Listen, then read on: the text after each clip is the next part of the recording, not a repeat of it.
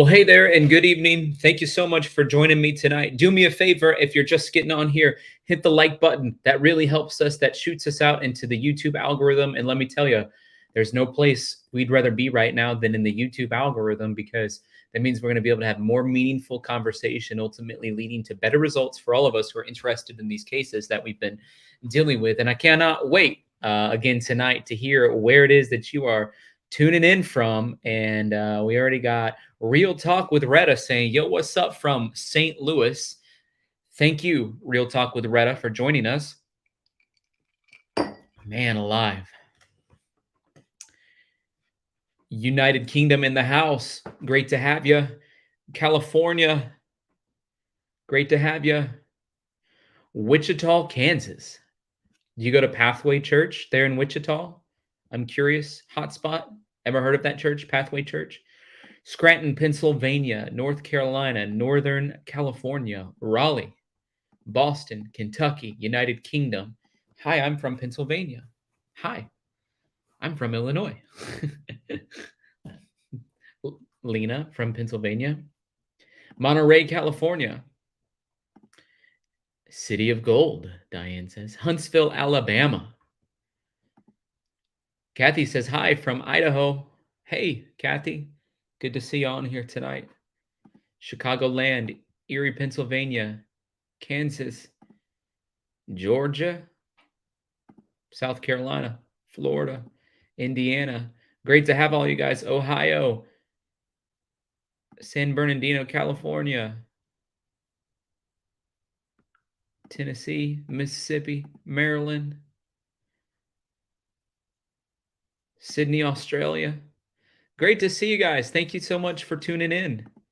Hope you're ready to have a great stream. If you guys haven't done this, something else that's really helpful, by the way, if you're not a subscriber, would you please consider subscribing to the channel? It's really helpful if you do that. But something else, if you'll see there's like a share button, if you can share it, like share it on your Facebook page or share it on your Twitter feed or whatever, like that's just really helpful too. If you enjoy the channel, you enjoy the content, you enjoy what we're doing here, ultimately we want more people to come be a part of what we're doing here. So it helps when you share it, it helps grow the channel. That's a great thing. And you know, free thing to do as well. Tweet out too, just telling people join us live tonight, and then just put a little tweet out and see if anybody wants to hop on the stream with us. Anita says, hey Tyler from Pueblo, Colorado. JXO says your birthday Saturday too. Well, happy early birthday. Yeah, it's almost my birthday. I want to shout out a couple of people too. Julie sent me this wonderful card in the mail. Hey, Deborah, who's been a member for 2 months. Thank you, Deborah, for being a member for 2 months. You said, hi, Tyler from New Jersey. Well, hey to New Jersey. Julie sent me this wonderful card in the mail, and she wrote some nice things in there and was just praying for me. And so I just want to thank you, Julie, for the wonderful card that I got in the mail from you. And then I got another card in the mail from Katie, and it was like, it was really nice and handwritten. And so I just want to thank both of you guys for supporting and being a part of what we're doing here and sending me something in the mail, celebrate my birthday, and praying for me. The one was talking about, I'll read you just a little part of it. It said, today is your MRI test. Even though you have no idea who I am, I sent you another note card previously. Been watching you for a long time. By the time you find this, months may have passed. So not too terribly long. That wasn't that long ago that I had to do that. So have a brain MRI. So thank you guys for the cards. Thank you for caring about me. Thank you for early celebrating my birthday. Every time birthdays roll around, I'm like, man, I can't believe you get another year older. That year went by fast. It's like the older you get, time moves a lot differently. Years seem to go by slower, days go by faster. Or maybe it's the opposite way around. When you get older, years go faster, days go slower. When you're younger, years are long, days are short. So, something to think about. I want to talk about Astroworld. And some of you guys may not want to talk about it. I'm going to talk about it anyways, because there's a lot going on with it, and it's heartbreaking, and it does need to be talked about. Today, a 9th death was confirmed. Astroworld death toll rises to 9 after a 22-year-old passes away. So check out this video of the mother talking about it. This is developing news tonight. I don't have any words, you know. Tonight, a mother's tears marking another family torn apart by the deadly Astroworld Festival. This was not cancer.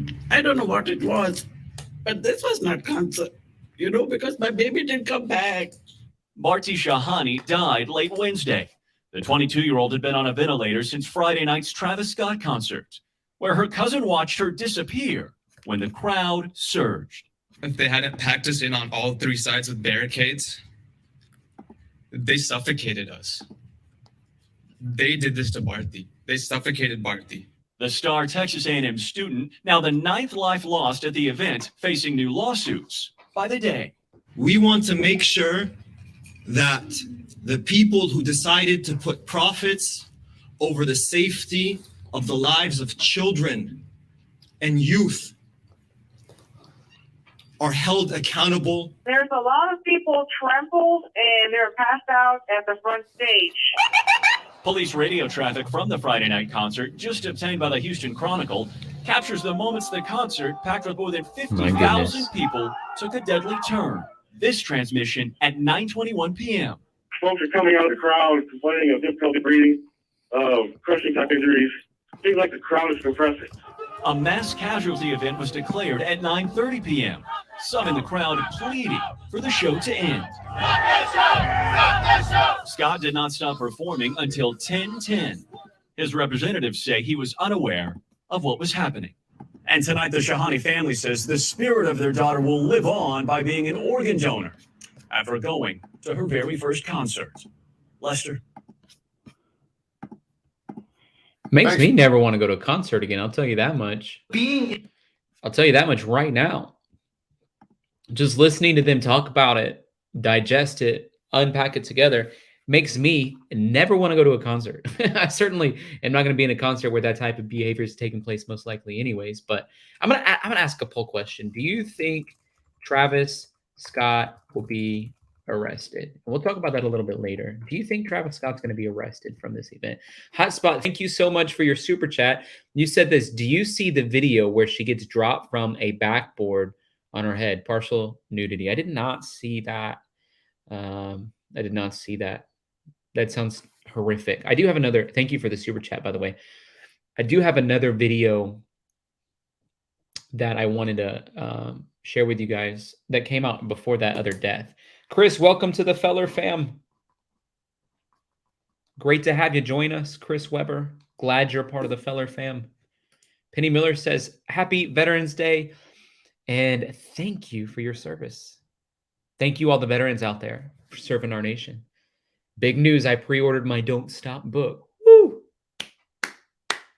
Thank you, Penny, for doing that. Thank you for picking up the Don't Stop book. Means a lot. Thank you for the super chat, too. That also means a lot. I'm getting filled with more anticipation as we get closer to the release of the Don't Stop book. I'm excited about it, but also, if you've wrote something, you know, and you spent years cultivating it and putting it together, and then you release it to the public, I think you feel a little nervous about it, like I do. I feel a little nervous about it, but I'm excited too about it, but nervous. But thank you. It means a lot to have your support. So thank you for picking that up. Here's the Astroworld video. This is it's another short video, but I wanted us to process it together. In this crowd is literally a life threat. That was apparent. This morning, a frightening new glimpse into the Astroworld tragedy. EMT Remington Richardson detailing how he tried to save an unconscious girl caught in the crowd as a sea of other fans begged for help. I did my absolute damnedest to provide the best care I could. Music so loud, he says, radio calls for backup went unheard. The chief of the Houston Fire Department also admitting to CNN a glaring lack of communication with concert organizers during the event. No, we didn't have, on scene, we did not have direct communications with those organizers, no. Concert organizers had 2 security plans in place, but did not respond to NBC's request for comments. The fire chief also telling Savannah, rapper Travis Scott bears some responsibility. Do you believe the performer, Travis Scott, should have called an end to the concert once he saw what was taking place in front of the stage. Look, absolutely. Look, we all have a responsibility. Now, 5 days later, some victims still fighting to stay alive, like 9-year-old Ezra Blunt, who fell into the crowd when his dad passed out. He's now in a medically induced coma with severe brain damage, severe kidney Just real fast, I don't think a 9-year-old should be at the concert. All right. damage and severe liver damage, fighting for his little life. Darius Williams, hired as event staff the day before the concert, quit before the show began because he says he felt they were undertrained. So I don't feel like safety was really taken in consideration for the staff nor the attendees of the festival. But Scott has had problems at his concerts before.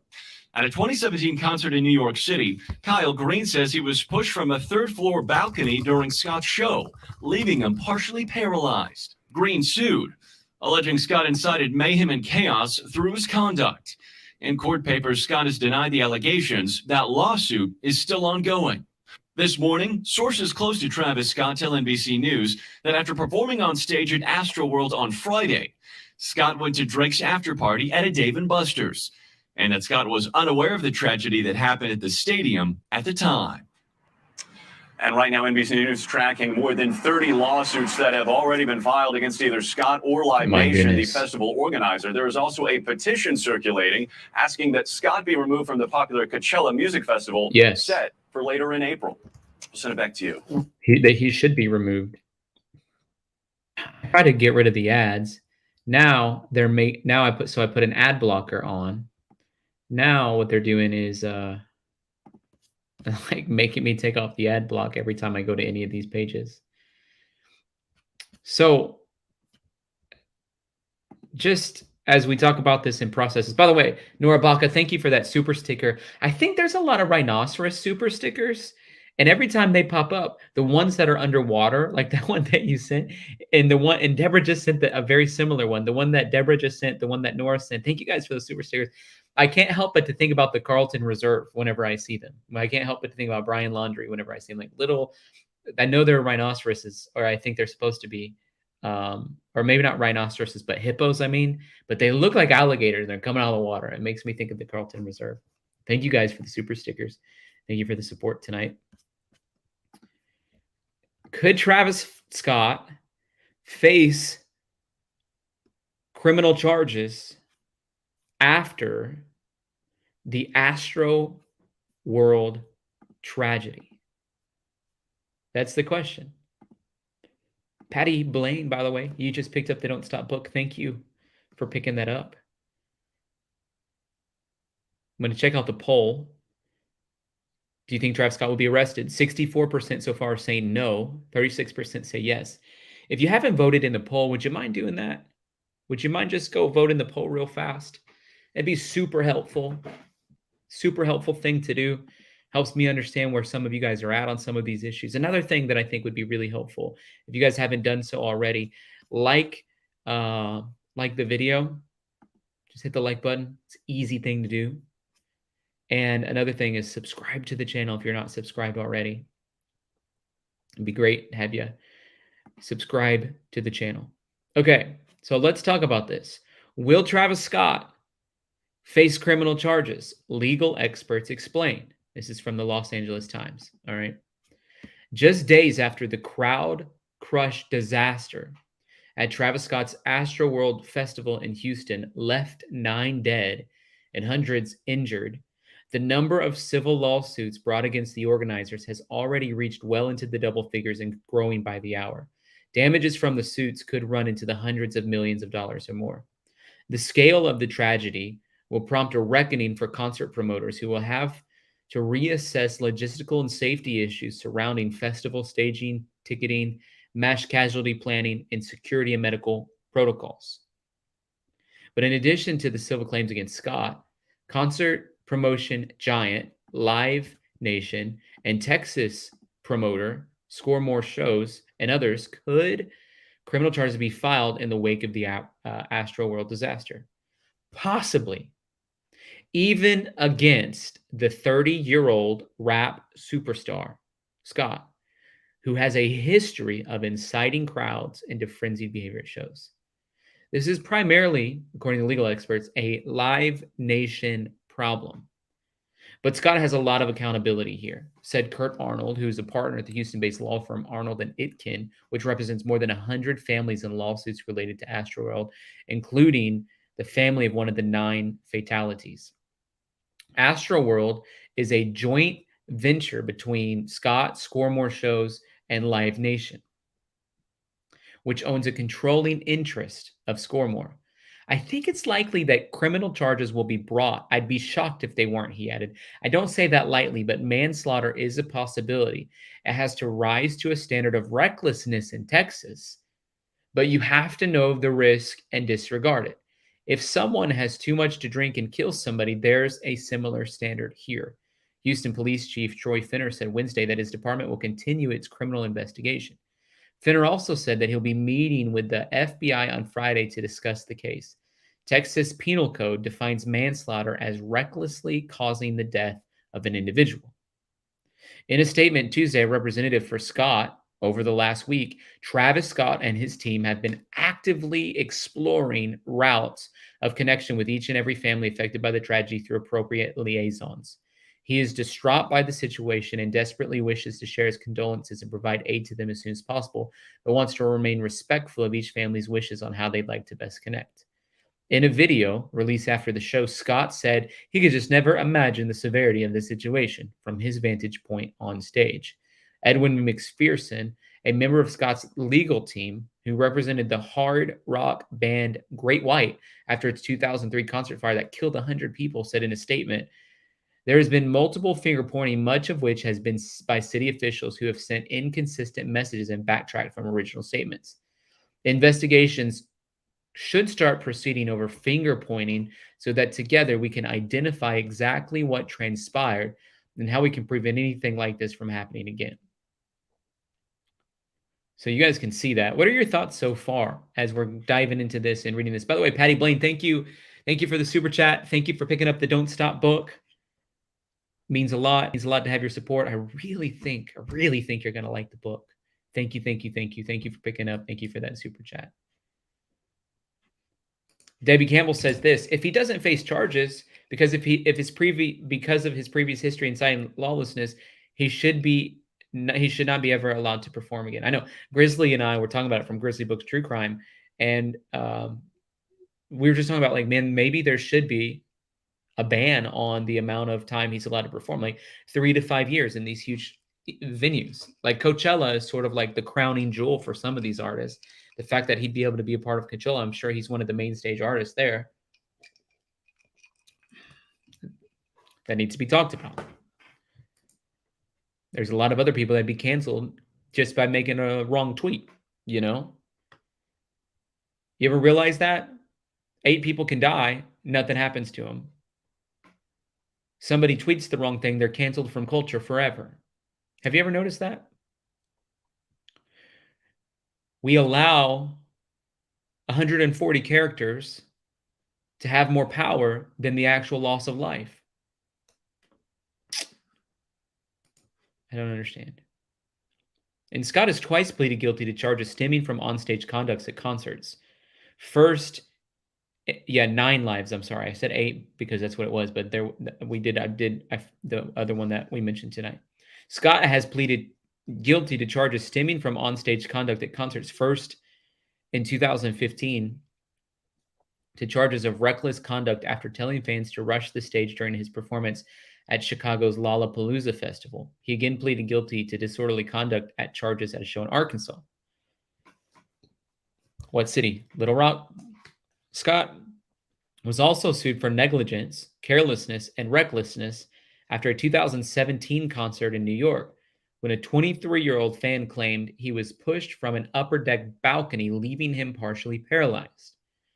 3 fans were hospitalized at the 2019 Astroworld Festival. All of the attorneys interviewed by The Times agreed that it would be much more difficult to charge Scott or others connected to the festival criminally rather than finding them liable in civil suits, and that the investigation into Astroworld are in its very early stages. Live Nation, in a statement Monday, said that it is aiding the criminal investigation and will address all legal matters at the appropriate time. In the 2016 fire that killed 36 at the Ghost Ship music venue in Oakland, Derek Almina, the venue's operator, pleaded guilty to 36 charges of manslaughter. Craig Peters, an attorney for Altair Law in San Francisco, who represents the family of the late musician Cash Askew in the Ghost Ship venue fire, said there certainly is a possibility of similar charges related to Astroworld. It's hard to know what was known and what was planned for, but this artist seems to have a history with fomenting an aggressive crowd. I certainly think there's a possibility he could find himself under the microscope from a criminal perspective.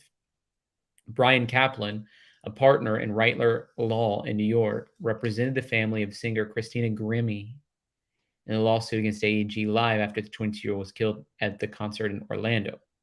It's a very high burden of proof for a criminal case. It's not simply negligence. You have to have wonton. I thought wonton was like a Chinese food. Wonton is a cruel or violent action, deliberate and unprovoked. Okay. You have to have wanton, willful, gross negligence to rise to that. Scott's history of inciting crowds could inform a decision regarding criminal charges, though.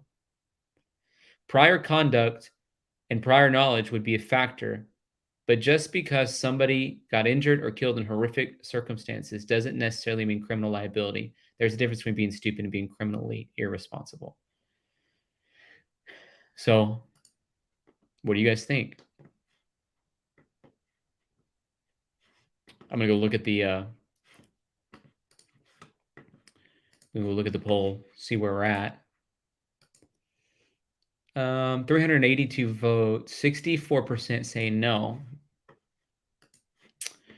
Renee says, hey, Tyler, do you really believe Travis didn't know anything about what was going on? I believe he is and was an instigator, such demonic happenings. I would go 80%, 20%. I would say 80% he knew that really bad things were happening, but probably didn't know it was 8 deaths. I don't think he probably knew at that point it was a mass casualty event. 20%, he may have not known anything was happening. I'll go 50-50. No, I'll go 30-70. 70% likely he knew crazy things were happening. Hard to think about. Thank you for that super chat. JXO, welcome. Welcome to the Feller fam. We share the same birthday. Might as well celebrate. What do you guys think? Do you guys think he knows? It was demon themed. I'm just telling you right now, anything that's demon themed, why on earth would you want to be a part of it? Why on earth would you want to be a part of it? If you have a faith life at all, you better take a little breather and be very careful with what you're allowing in your life, in your heart, because that stuff, in my opinion, is real. And if we're not careful with it, it's dangerous. And I'm just going to tell you right now, from my perspective, I want to be in a position where I'm guarding my heart. It's the wellspring of my life. So I'm not going to walk anything that's demonic themed. I'm going to stay away from music and people that do demonic things. This life on earth is like a vapor, the book of James says. So I'm going to be careful with how I live my life on earth. So if Travis Scott's having a demonic type concert, I don't want a part of that. I'll tell you right now, I don't want to have any part of that. I'm not going to go to it. I'm not going to support it. I'm not going to think highly of it. And I'm not going to send my 10-year-old there. I'm not going to allow my 10-year-old to be part of it. I'm not going to take my 9-year-old there and take pictures out front thinking it's cool. I'm not going to let my 14-year-old go there. I'm not going to let my 16-year-old go there. I think if there's anything I'd like to see, if there's an explicit tag on the music on Spotify, the little E with the box around it, then I think you should be 18 years old and have to go to the concert. At 18, you're an adult. Okay, you made that choice yourself. That's the way I think. Deborah says this. This is so sad. My opinion, he should never be able to perform again. Yes, I think he knew. Horrible.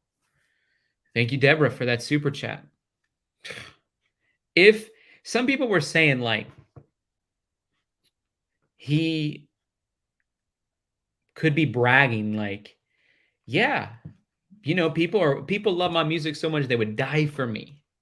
If that's true, he needs to be canceled forever. Like bragging about the people that would possibly die for him. If that's true, I hardly ever say that people should be canceled. But it's one time ever I would go there so far with stuff that we've talked about that I think somebody should be canceled. Here's what I don't understand. Travis Scott parties at Dave & Buster's after the deadly Astroworld concert. Travis Scott went to Dave & Buster's for an after party following his deadly Astroworld show on Friday night.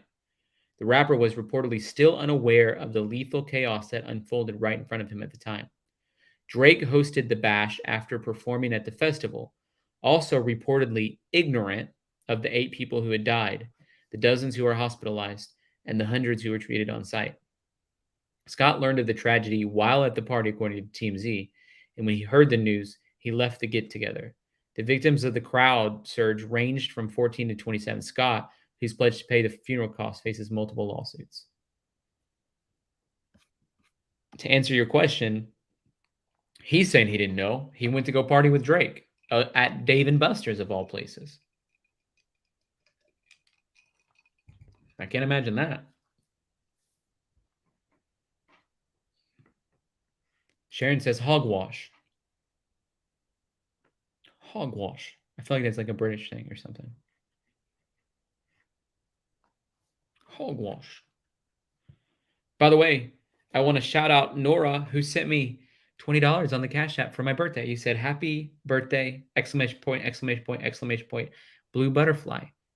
Thank you, Nora, for sending me something on the Cash App. I really enjoy using the Cash App. I'm kind of newer to it, but I like it. And they let me make my own card so I can use it whenever I need to use it. So it's really cool. Moonstone says, I'm speechless. Me too, honestly. I'm speechless too. Brian says, I'm really not sure. Elizabeth says, it's crazy. How could he not know what was happening?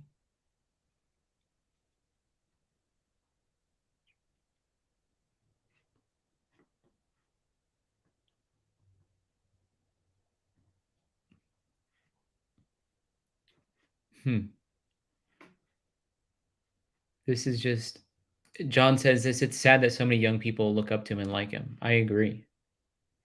Aletha says there's no way he didn't know. I'm just going to ask in the poll. Let's see where this poll's at. Will he get arrested? You guys are saying no. I'm going to ask a new poll. I'm going to ask this question. All right. I'm going to ask the question of, did Travis Scott know what was happening? And I want to know what you guys think. Do you think Travis Scott knew what was happening? So let me ask it. Did Travis, while he was performing,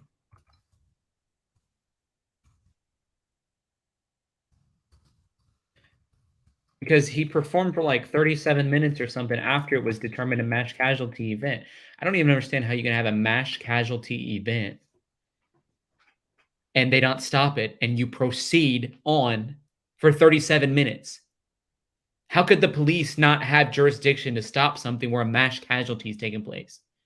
Do you imagine any other venue, any other situation in life where there's a mass casualty event and then for 37 minutes, the event continues, despite it already being labeled a mass casualty event?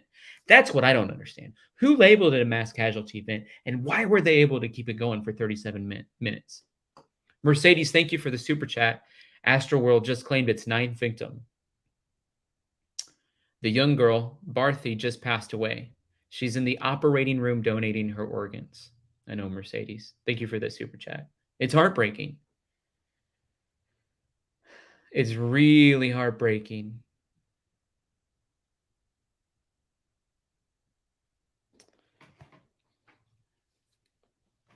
Nine people passed away.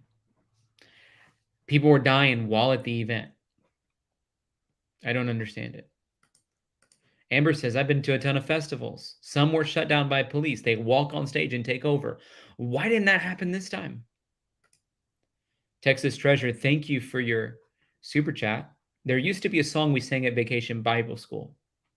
Be careful, little eyes, what you see. That's how it goes. The Father up above is looking down below. Be careful, little ears, what you hear. I think that's how it went. Yeah, I know that song. This song is, I got that song stowed away in my heart. We got to be careful. What you put in your eyes, what you put in your ears, rest in your heart. Your heart's your wellspring of your life, and what's in your heart comes out of your mouth. It puts thoughts in your brain. The beginnings of realities begin as seedlings of thoughts in our mind. That's why we have to have our minds transformed and renewed by the Word of God. Okay? Everything that comes to pass first began as a thought in our mind, and those thoughts come from what's in our heart. So I don't know. Anita says, Tyler, with a disclaimer, can he still get sued? I think absolutely so. He's going to be sued in a civil situation, not criminally. And because part of the reason too, Anita, is that he was asking people to come and be a part of the event that didn't have tickets. Do whatever you have to do to get inside. In other words, he's saying, hop the fence. Let's jam pack this place full. So I would say that. I would say, yeah, for sure. She was saying people even climbed on stage. Security was the problem. Yeah, security was a problem because they were letting people come and be security who had no experience and just showed up, and they gave them a vest and they said, you're security. They had never done it before. That's a problem. But there was police officers there too. Pamela says this, bottom line, satanic event. We must be aware of this. We cannot fail to discern this. We must know what we are facing. Thank you, Pamela, for that super chat. Couldn't agree more. Anything that glorifies the demonic, stay away from it. Stay really far away from it. All right.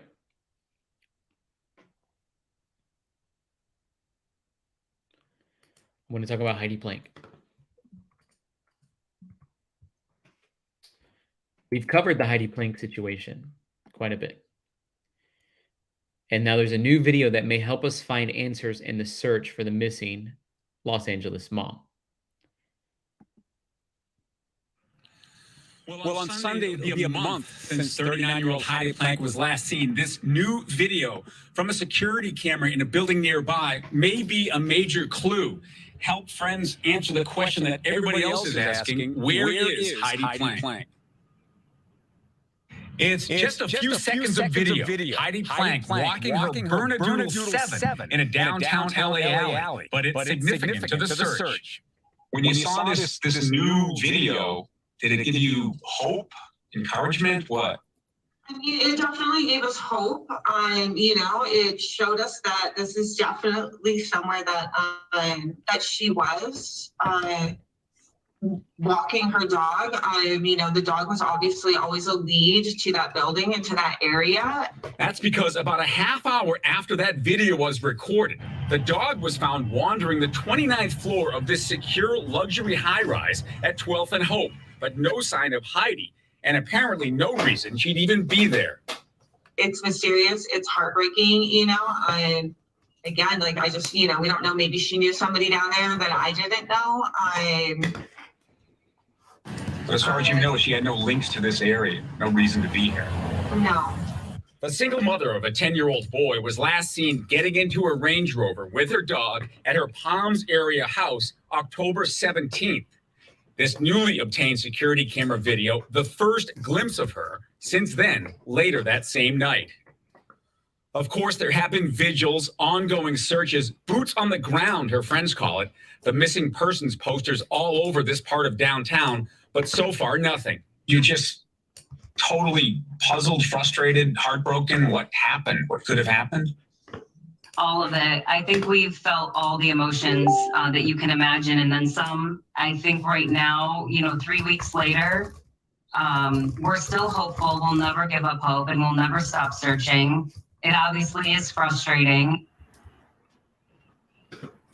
So back live, the LAPD has the case, but detectives are not saying anything about what, if anything, they've learned from looking at this latest video. Obviously, Alex and Christine, there are security cameras all over this part of downtown LA. So much new construction. We're just a block away from Staples Center. And so friends of Heidi are hoping that someone might see this video and realize that they have security cameras. And if it's still recorded, they want to go back to that October 17th and see if that video reveals any additional clues. Live downtown, I'm Phil Schumann, Fox 11 News. So I found that like super wild and crazy for a couple of reasons, but one of the reasons was like sort of the whole timeline in the situation falls apart. The whole situation with Heidi Planck falls apart. I want to address one thing too, because Patricia has been sending me some videos on Sunday, on it. It'll be a month since 39-year-old after that video. She said she analyzed the video. Dog was and found. Video was recorded. The dog was found. Lead to that building and to that area. And that's because about a half. She said the video that she was analyzing said 1022. Look up here at the top on this, and I'll try. Is it big enough where you guys can see it? It says 1822, and she sent me a screenshot of the one that she was watching that said 1022, and so I think she was maybe watching a doctored footage. But this security footage clearly says 1822, which means it was definitely in the evening when it took place. So there's a whole lot about this that's crazy. What do you guys think about this situation, the Heidi Planck situation? By the way, looking at the poll, 90% of you said, yeah, Travis Scott knew what was happening while he was performing. That's crazy.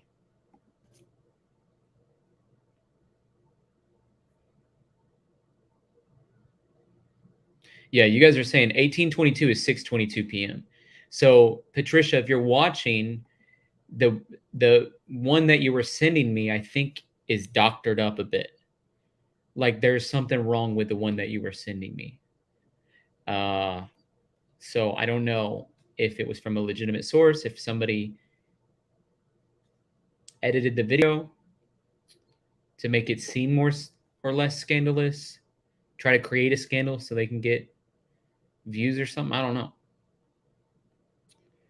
I'm wondering if you guys think the boss is involved. Sugarman, he's a weird name for a boss. They're in a $43 million lawsuit for fraud. She was the controller of the company. He was allegedly stealing the money. What do you guys think? Was he involved? Well, Patricia said I shot the time saw of the direct news program. That's what we're looking at. So I don't know why there's a discrepancy in that. That's really weird. You know, why one says 1822 and why one says 622. Half hour after that video was recorded, the dog was found wandering the 29th floor of the. Just when I looked at it again, it's definitely 1822. Here it is again. It might glitch for just a second and go to 1022 or something.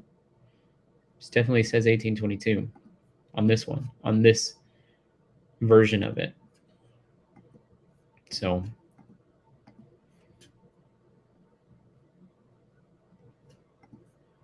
Diane says Sugarman is a Jewish last name. Odd that he showed up with muffins at our door. It is odd that he showed up with muffins at our door.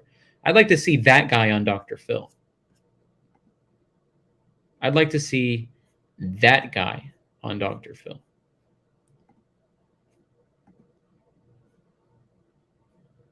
Okay.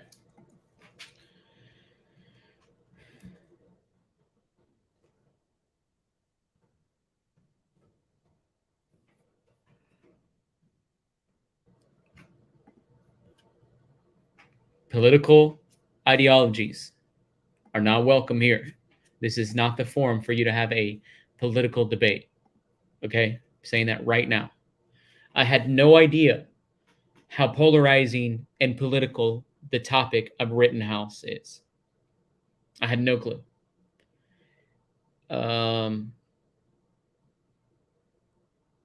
it's disheartening to me what happened yesterday when people freak out when we start to talk about a topic. Even if it's polarizing, even if it's political, we as a society, the only way that we're going to be able to come together is by listening and diving deep into the facts. Frankly, if it is political, I don't believe what either side says. All right? I just don't. Everybody is so bent on their own agenda that it's impossible to get to the truth without being so biased.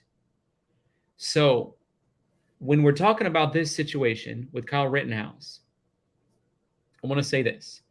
Those of you who consider, yourself some type of a keyboard warrior, now's not the moment for you to do that. Now's the moment for you to be quick to listen, slow to speak, and slow to anger. Now's the time for you to do that. Quick to listen, slow to speak, slow to anger.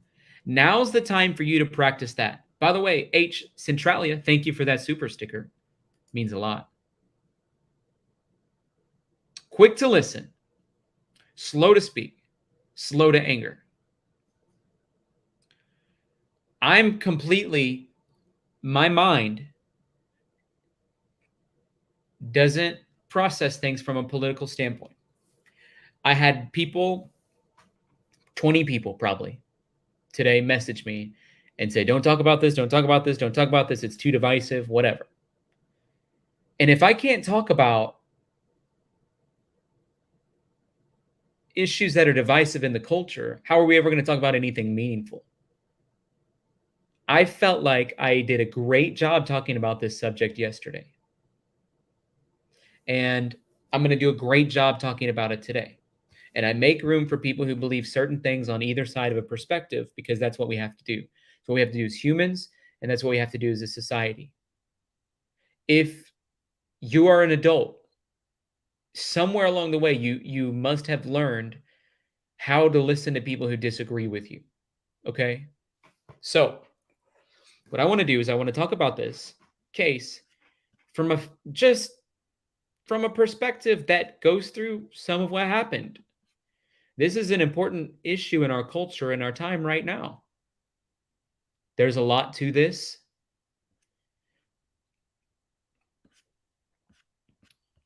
And I don't want to even get into some of the underlying political issues. I want to get into the facts of what's happening now. What's going on now? Prosecutors indicated in court Thursday they plan to submit additional charges in the homicide trial of Kyle Rittenhouse, the 18-year-old who shot and killed 2 protesters last year at a chaotic demonstration in Wisconsin. Happy caffeinated couple. I consider that I don't know everything. That's why I like to hear different ways to learn, new info that I don't know. Thank you, happy caffeinated couple. Thank you for just saying. Thank you, Tyler. I am here to listen and learn. Thank you for saying that. Kim, thank you for that super sticker. Did you pick up the Don't Stop book too? I think you may have picked up the Don't Stop book. There was a Kim that just picked up the Don't Stop book. So if that was you, thank you for that too. And thank you for that super sticker. Okay, let me keep going through this article.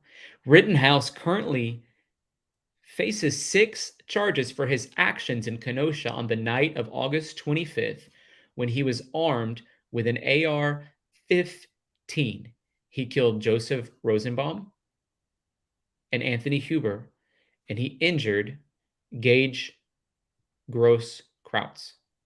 His charges include 3 homicide-related charges: first-degree reckless homicide for killing Rosenbaum, first-degree intentional homicide for killing Huber, and first-degree attempted intentional homicide for shooting Gross-Krautz. Rittenhouse has pleaded non-guilty. Now, prosecutors say they plan to ask the judge to allow the jury to consider lesser versions of at least 2 of those charges, the ones that are related to the shootings of Huber and Gross-Krautz. Lesser charges could indicate reckless homicide rather than intentional homicide, or second degree rather than first degree. Different charges have different requirements. Some of them fit better with the prosecution's case, legal experts say. I think the request for lesser included charges reflects an acknowledgement that their case might not be as strong with regard to the original charges, and at this point, they're willing to give up the prospect of life imprisonment for the defendant in exchange for obtaining convictions on something. The original 6 charges against Rittenhouse were filed just 2 days after the shooting in August 2020. A 7th charge for violating curfew was filed later by prosecutors and dismissed later that week by the judge. During the trial, prosecutors have struggled to overcome Rittenhouse self-defense argument, especially in the shootings of Huber and Grosskreutz. Both men ran after Rittenhouse after he was attempting to run towards police after shooting Rosenbaum. Multiple videos and photos show Huber striking Rittenhouse with a skateboard, and Grosskreutz testified that he believed Huber was trying to harm Rittenhouse. Grosskreutz was himself armed with a loaded pistol. In testimony Monday, he acknowledged that his gun was pointed toward Rittenhouse at the moment he was shot, though he said he was not pointing it intentionally and did not intend to harm Rittenhouse. Certainly with Huber and Grosskreutz shootings, there's been really almost no evidence presented by the state as to how there wasn't self-defense under those circumstances, said Kim, who's been closely following the trial. In addition to the homicide charges, Rittenhouse faces 2 counts of first-degree recklessly endangering safety, along with misdemeanor charge for illegally possessing a gun. Prosecutors said they do not intend to modify the charges. The defense, led by Mark Richards, rested their case Thursday, just 2 days after testimony, including a dramatic turn on the stand by Rittenhouse himself. And so essentially what happened, Rittenhouse was crying on the stand, if you didn't see that. So today, they sort of rested their case. Dramatic moments today. I got a video of it. I'm going to show you. Dramatic moments today in the Kyle Rittenhouse trial. The defense resting its case late today, just 24 hours after Rittenhouse took the stand in his own defense. Today, Rittenhouse's attorney arguing this was self-defense and a justifiable use of force. The jury seeing images of Rittenhouse armed with his AR-15 opening fire, killing 2 protesters and wounding a 3rd in Kenosha, Wisconsin. And jurors seeing new video from a defense witness, the moments just before the shootings. And for the first time in court, video showing one of the victims, Joseph Rosenbaum, confronting a group of armed men before being shot by Rittenhouse. Prosecutors grilling a defense witness about his social media posts, pressing him on whether he was pushing his own agenda in this case. And the question tonight, how soon could this now go to the jury? ABC's Alex Perez leading us off from Kenosha. We would rest. Tonight, the defense resting in the trial of Kyle Rittenhouse. But before that, jurors seeing new images captured in the moments before the shootings. Rittenhouse, who argues self-defense, is charged with killing Joseph Rosenbaum and Anthony Huber and injuring Gage Grosskreutz with an AR-15. Right-wing commentator Drew Hernandez, called by the defense, recorded the video. Did you see what Joseph Rosenbaum was doing as he was chasing Kyle Rittenhouse? So I was at the corner of the car source, and the first thing I did identify was that Rosenbaum was charging Kyle Rittenhouse from behind. The jury also shown this footage of Rosenbaum before the shooting, appearing confrontational toward a group of armed men. Prosecutors then pressing Hernandez on his social media posts and whether he has an agenda. Have you ever posted anything on social media? Yes. In support of Kyle Rittenhouse? One could argue yes. The defense also calling an expert who analyzed video from the protests and testified Rittenhouse killed Rosenbaum and Huber and injured Grosskreutz in a matter of 2 minutes and 55 seconds. Grosskreutz, the only person to survive being shot by Rittenhouse, reacting to this dramatic moment. People right there. Speaking exclusively to our Michael Strahan on GMA. To me, it seemed like a child who had just gotten caught doing something that he wasn't supposed to. More upset that he was caught and less upset about what he had done. And David, the jury has been sent home for the weekend. Both parties will hash out instructions tomorrow, and closing arguments are set for Monday. Kenosha police and Kenosha authorities say they're already bracing for any possible reaction to a verdict. David? All right, Alex Perez leading us off tonight. Alex, thank you. Hi, everyone. George Stephanopoulos. Okay. So that's sort of the video clip of the day from that. Okay? People get so upset about this topic. Drives me crazy. No one should have died. Not one person should have died. This young man should not have been there. 17-year-old should not have been there. A 17-year-old should not have a gun and should not be out in public trying to defend anything unless he's in the military and he's 18 and he's been trained. He should not have been there. Anita, who's been a member for 2 months. Congratulations, Anita, on your 2 months of membership. You said, as mature adults, we should be able to discuss these kinds of topics without accusations and insults, in my opinion. In my opinion, too. I agree. He shouldn't have been there. He shouldn't have had a gun. Protesters should not be burning down cities and vandalizing vehicles. I don't care what anybody says on either side of those issues. This young man should not have been there, and he should not have a gun. Protesters should not be burning down cities and buildings and vandalizing vehicles. No one should have died.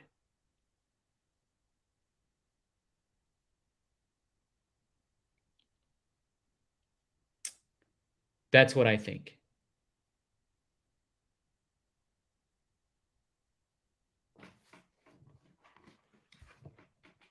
Laura says it's legal, even if it's legal. Even if it's legal. I don't care if it's legal. You know how many 17-year-olds I know shouldn't be walking around an already tense situation with an AR-15? That blows my mind.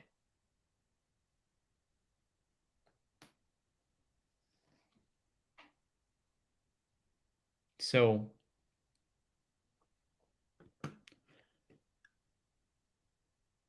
I don't have much more to say than that. I have a lot of thoughts. I don't think they're particularly divisive from the way that I sort of perceive this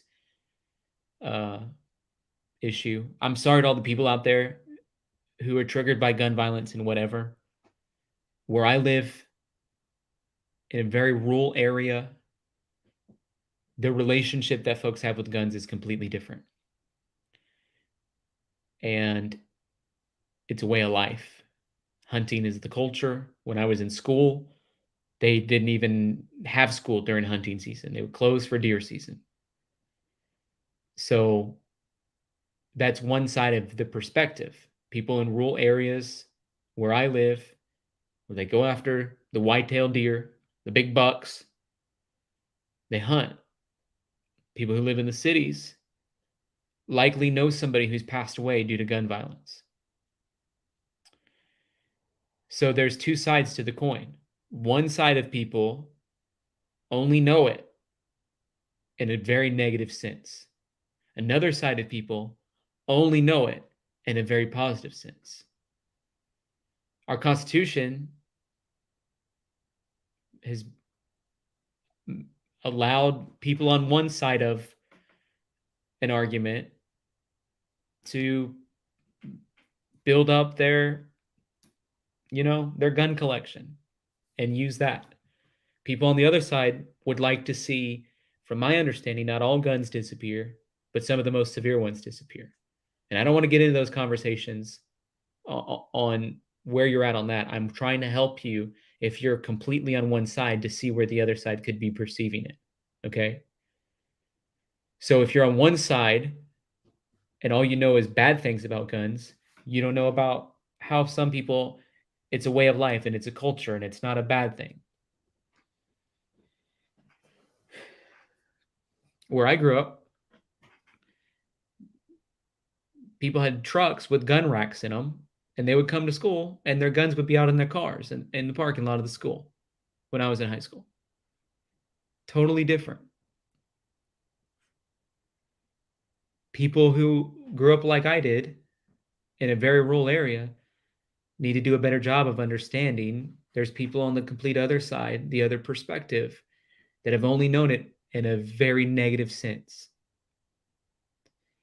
And they couldn't imagine why there's sort of a fascination with it in the way that there is, the culture I grew up with. And here's the thing. The truth is somewhere in the middle. The truth is somewhere in the middle. We've got to be able to see both sides. The truth is somewhere in the middle. Okay? I'm not talking about Kyle Rittenhouse. I never said he was. I said he shouldn't have been there and he shouldn't have had a gun and nobody should have died. That's what I said. So if anybody's making any statements to me about that, that's what I'm saying. All right? We need to do a better job coming together, folks. As a society and as a culture, we need to fight to make sure that our perspective is not the only perspective that we know. The only way we're going to have any progress that's meaningful in this life. I don't think there's very rare things in life where it's so clear that only one side is correct. Very rare circumstances. So be, like I said earlier, slow to speak, slow to get angry, quick to listen. Here's a proverb. A gullible person will believe anything, but a sensible person will confirm the facts. Proverbs 14:15. Let's do a good job of confirming the facts. And don't allow a political bias or a media agenda to get in your head and your heart as you process through any level of information. Okay? Don't allow anybody else's agenda to get in the way of you searching for what's true. If there's anything that we learned collectively as we went through deep diving into 100 different issues when we were talking about Brian Laundrie, if there's anything that we learned, it was 90% of what was coming out was completely false. A lot of the things that we read about, saw, heard were completely not true. Like Avery called in last night, for example, and she says, hey, his relative wasn't a dentist. And I was like, yeah, his cousin wasn't the law enforcement officer or whatever. Go down the list. Brian Laundrie wasn't in Baker, Florida. He wasn't in Pooler, Georgia. You just heard somebody saying something that felt like it was true and you believed it. You were gullible. Don't be gullible. Fight for the truth. The truth will set you free.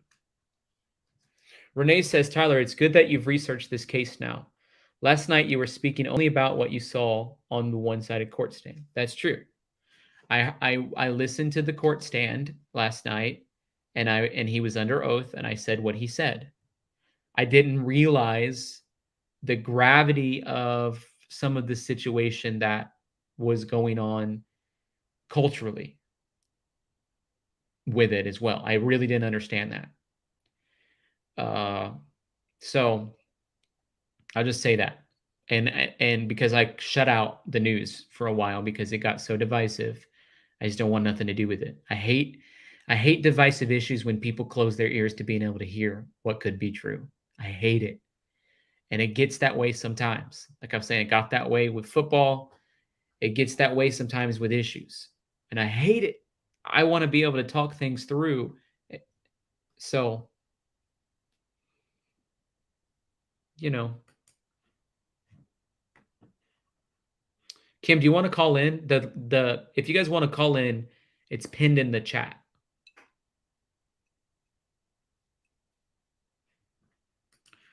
Renee, thank you again for that super chat. Exactly, she says. It's a very deep case. If you guys want to call in, I pinned the link to call in the chat.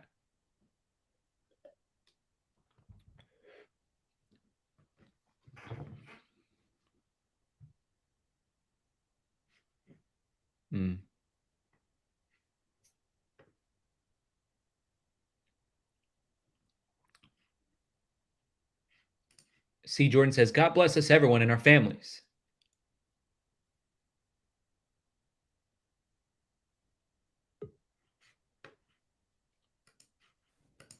Amy, how are you?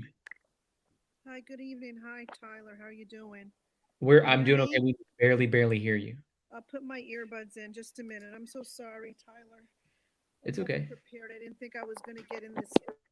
I'm going to say I know somebody that lives there in Kenosha Yeah. that was filming. He filmed all the riots. He knew people that owned businesses there. And Kyle went there to defend the businesses because the police weren't doing enough to make sure that they were going to be not being burned down. Look what happened in He look what shouldn't have, happened though, in 'cause he's 17 Milwaukee. years old. I don't really, I'm not, see, I don't go, I'm just going to give you I don't really go by the age because that's not what our country was founded on at this point.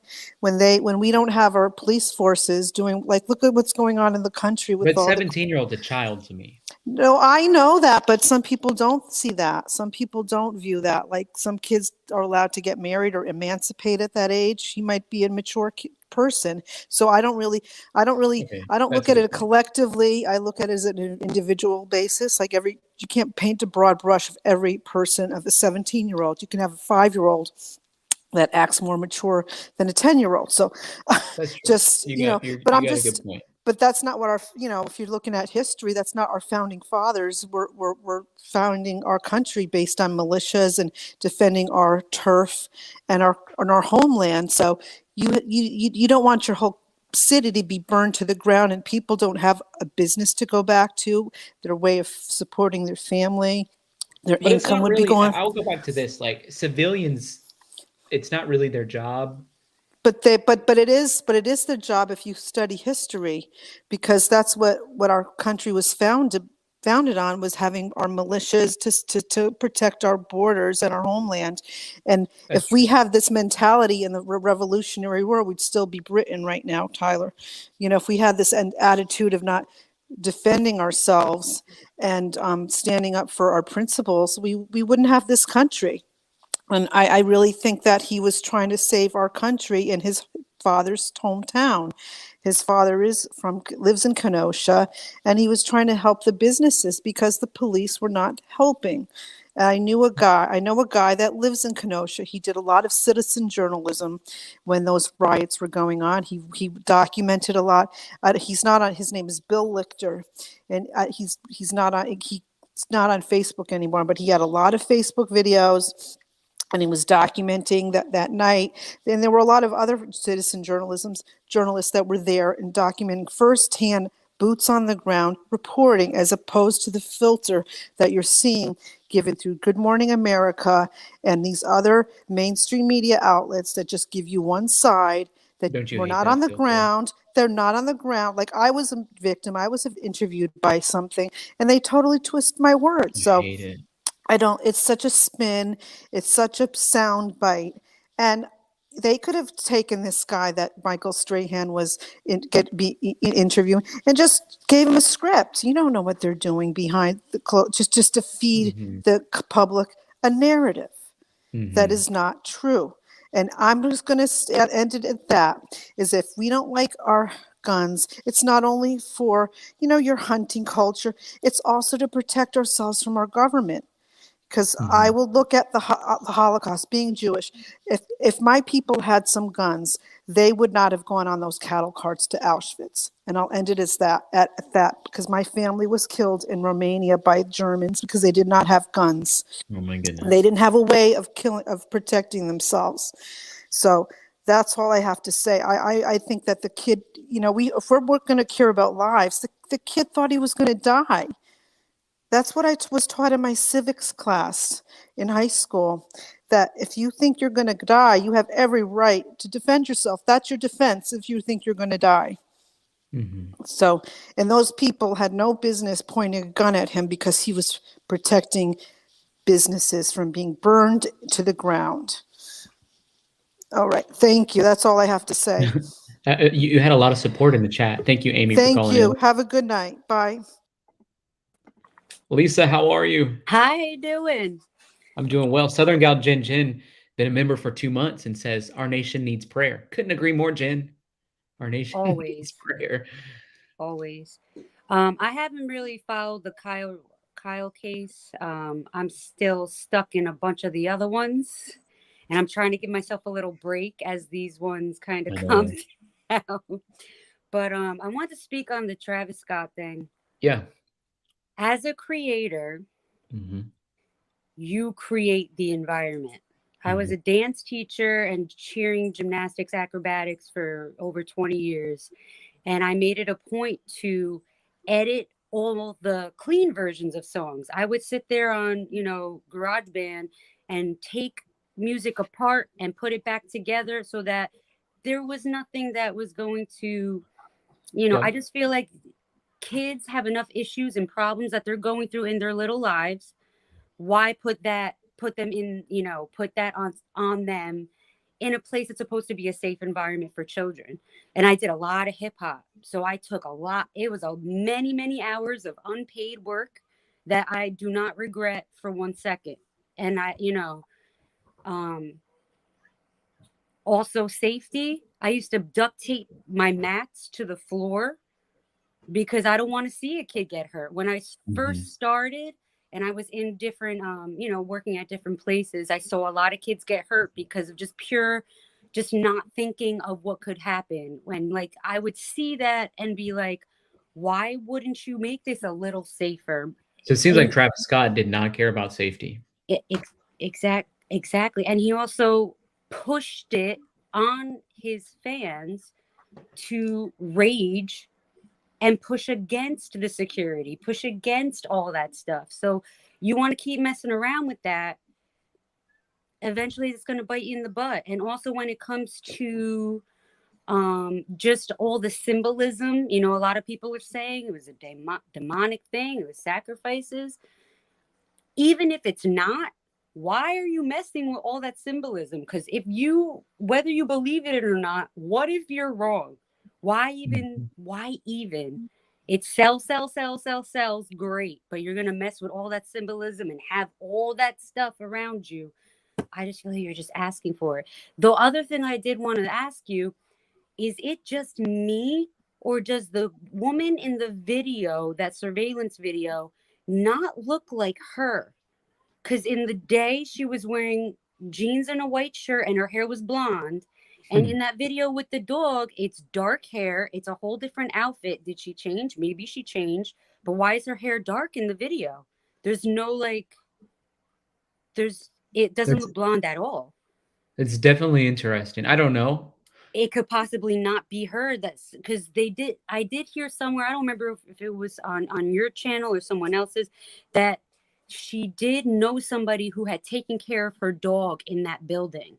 And they think I would think people that knew her, they know, yeah, that's her by the way someone walks. You know how, but her walk looked different from the video of her going into her car at her home. It looked like a whole different walk too. So I'm surprised that nobody's been like, why does she? Friends came out was sure that it was her. So. Yeah.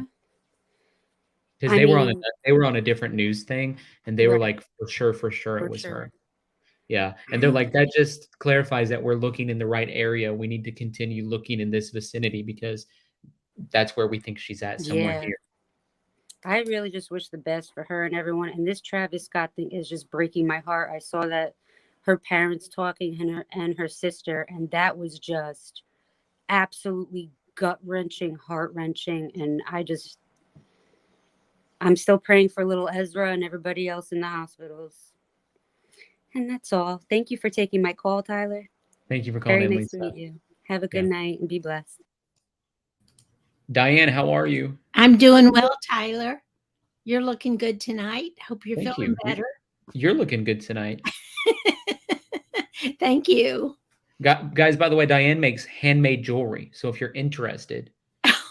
I make it mainly for myself because people were offering me $5 for something that took me all day to make. Oh, yeah. And I had to buy the beads and the stringing wire. And you should see, I've got a table full of tools. The tools are very expensive. And then you're like, in the time it takes. So, so I do. You mentioned in one video, you said that when the pandemic in your sermon, you said the pandemic started and people got hobbies. Yeah. And that's I had to do something because I'm stuck at home all the time. Yeah. So, well, I know nothing about the concert.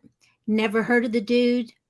I thought Drake was from Josh and Drake. Remember that show on like Nickelodeon? That Drake's in a lot of trouble too, so Oh, well, see, last we thing probably I shouldn't knew talk it. about him. He Okay. did really bad things. Yeah. Okay. Well, that's the only Drake I knew of.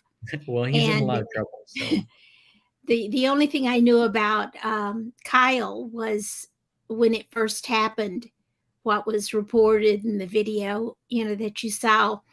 And at that time, there was a reporter who said that crossing state lines when you're talking about that area is just a couple of blocks. I mean, it's not like it'd be like me going to Alabama, 24 miles, down the road. And also, he was 4 months short of 18. And I think it said that in Illinois and Wisconsin, it's legal to own a gun over the age of 16 if you have a hunting license, as long as it's not got an extra long barrel. And I've got an AR-15 in the next room and a bunch of other guns. My youngest son collects them, but he also has one that he carries. Like if we were to go to the mall and he goes with me, he wears it.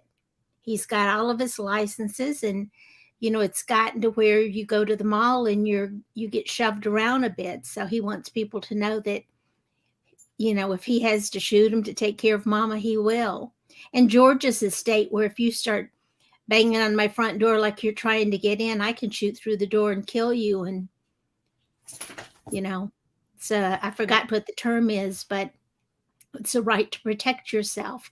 But I wanted to read, first of all, I want to read you something, and I know you've heard it. It's from a German pastor. First, they came for the socialist, and I did not speak out because I was not a socialist.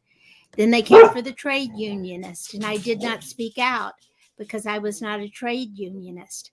Then they came for the Jews, and I did not speak out because I was not a Jew.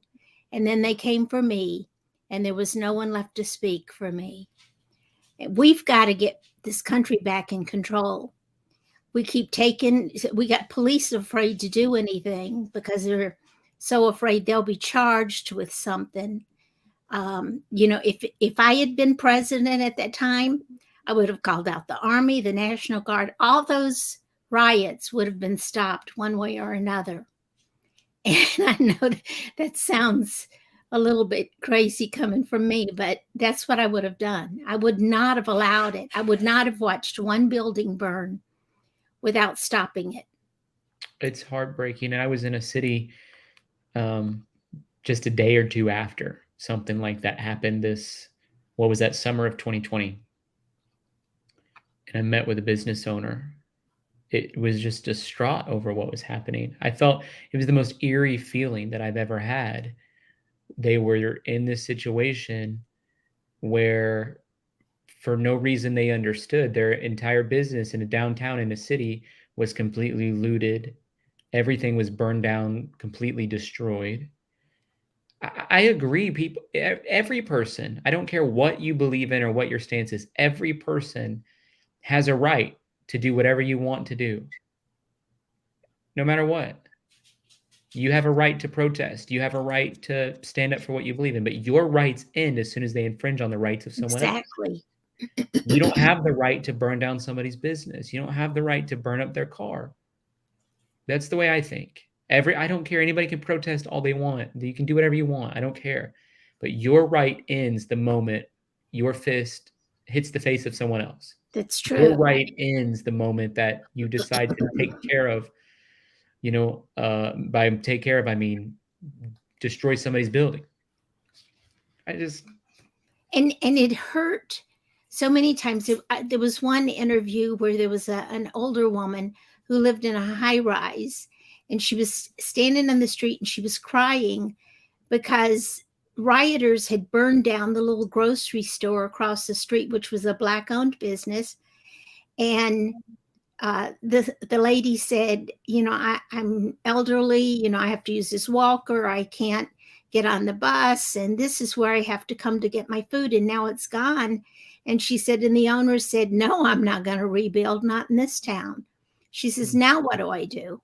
It just broke my heart for her. It really It broke did. my heart. It breaks my heart for the city that I was in, meeting with the business owner, talking about it. It's like, we don't know what to do.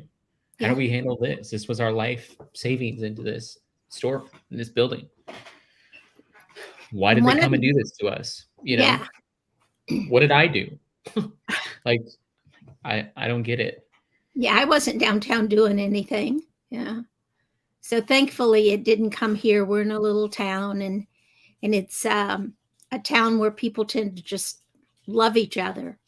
You know, you stand in line and the first thing you say is not, you know, hi, how are you? It's where y'all go to church, you know. Yeah.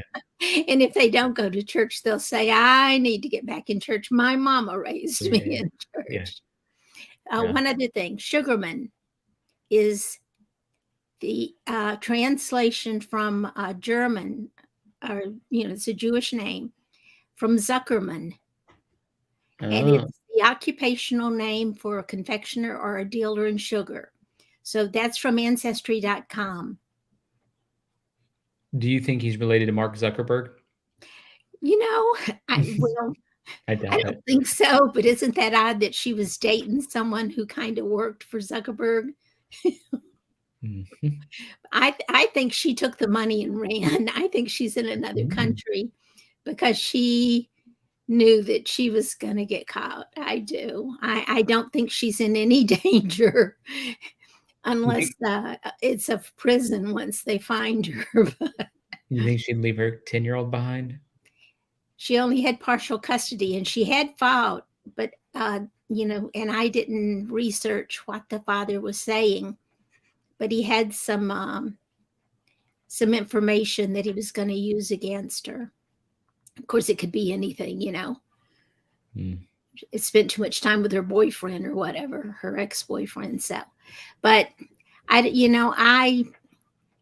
know. I don't want to start a problem, but I think Kyle should be found innocent. He should be found guilty of. We're going to start a riot in the chats, Diane. That's I know. I do think, you know, they could give him maybe a miscellaneous or misdemeanor for the, you know, being underage with the gun. But, you know, other than that, he was 4 months away from 18, and it's totally legal in Illinois and Wisconsin to own a gun, any gun, after the age of 18. And somebody said he didn't finish high school. Well, you know, how could he? The thing was, Diane, that he was from Illinois. I want to address something real quick, too. Seems like every time you're on, I need to address things. Chris, listen, Kim is a valuable member, and I don't know what's going on, but you better not be picking on her in the chat. Okay? Kim, we appreciate you. We love all of our mods. We really appreciate you. And I'm just saying, Chris Yanover, you're welcome here. But I told you the other night, there's times where it feels like you're just trying to be an antagonist. And you say the same chats again and again and again. I saw them scrolling through tonight. You were saying the same chats several times. And it just feels like trying to poke a beast. And I'm just asking you, be kind to people, including Kim. Sorry, Diane. That's okay. I saw them earlier. And I also saw some references to our previous president. I don't want to talk about the presidential stuff. I know. But that was a remark that, you know, somebody was trying to bait, not debate, but bait the conversation to go political. And, you know, you've said over and over, we're not here for that. So, hey, let's tell everybody about Faith Friday. Faith Friday. Yeah, I'm wondering if people want to be a part of that, you know. If they want to have a time where we can still kind of go over what was happening if there's breaking stuff that day, but also have a time like we did last Friday where we pray for people, help them, you know, get a word from the Lord if they want a word from the Lord, and you know, just hear about testimonies and miracles. It helps me to know that the channel is making a difference. I noticed that, you know, the numbers dropped off when you announced what was going to happen, but then the likes went up. So by time you ended, the likes were higher than the final viewers. So it was still, it was like 900 people watching when you ended. But then over the next couple of days, I'd know, I'd look to see if you were going to be streaming, what time, and I'd see, well, oh my goodness, there's like 200 more views. There's like 200 more views. There's like 200. So people during the week We're going back and watching it. were going back or watching it for the first time. Yeah. And, Lord keeps working. It's his time, not our time. So Just gotta trust him. Oh, Thank you, that's it. Diane, for calling in. Okay. Your birthday present might be late. I forgot today's a holiday and I had ordered it, tried so hard to get it there right on the day. And Well- several people in Feller Fam said, oh no, me too. You know what? I just appreciate having you a part of our community. That's a birthday present enough for me. And some people have asked me what I want. I have no idea. And some people asked me to make an Amazon wish list. So I made one. I put it in the description. And Oh, I I don't didn't even see know it. if people are interested in Amazon wish list, but there's some things I put on there. And We'll save it for Christmas. yeah, Amazon wish list for Christmas. Thank you, Diane. Have a good evening. You too, sweetie. Bye-bye. Avery, thank you for that super sticker. Means a lot to have your support. C. Jordan, how are you? You're muted. You got to unmute on the StreamYard. Sorry, how are you doing? I'm doing fine. all How right. about you? Thank you for calling in. What are your thoughts about everything tonight? All I want to say is I'm not going to discuss all the cases, but all I want to say to you, and I know you will agree with me 100% of the subject, we need to all pray for every single human being in America and this whole wide world because, and I know people are going to some people's going to take this offensive, but I'm a Christian and I love all kinds of people. I don't care what country you come from, but until If you're we gonna say come something together. racial, don't say it. If you're gonna mention something that's racial, please don't say it. No, I'm not. I'm just saying we need to come together. That's And true. I'm not just talking about America. I'm talking about the whole wide world. That's true. We do need to come together. We need to pray. And my heart breaks for every parent. I don't care what country they come from that lost a child in whatever, all these cases. My heart breaks for them. I have cried and watched all of these videos, of different situations that you're discussing. And it's sad, but I just want to tell people, I love you. I love y'all. America loves us. Yes. God loves us. God loves us, number one. And Jesus Christ did not die on that cross for the fun of it or for his health. He did it for us, all of us. Yes. And that's all I want to say is I want people to just come back together. Because when I was a little girl, we had a happy, beautiful America. And I want it to go back to that. Mm-hmm. But God bless you, Tyler. God bless all the people on your channel, and I love all you guys and ladies and gentlemen too. Well, we're glad that you're a part. Thank you for calling in. You're welcome. You have a blessed night. God bless you. Patricia, how are you?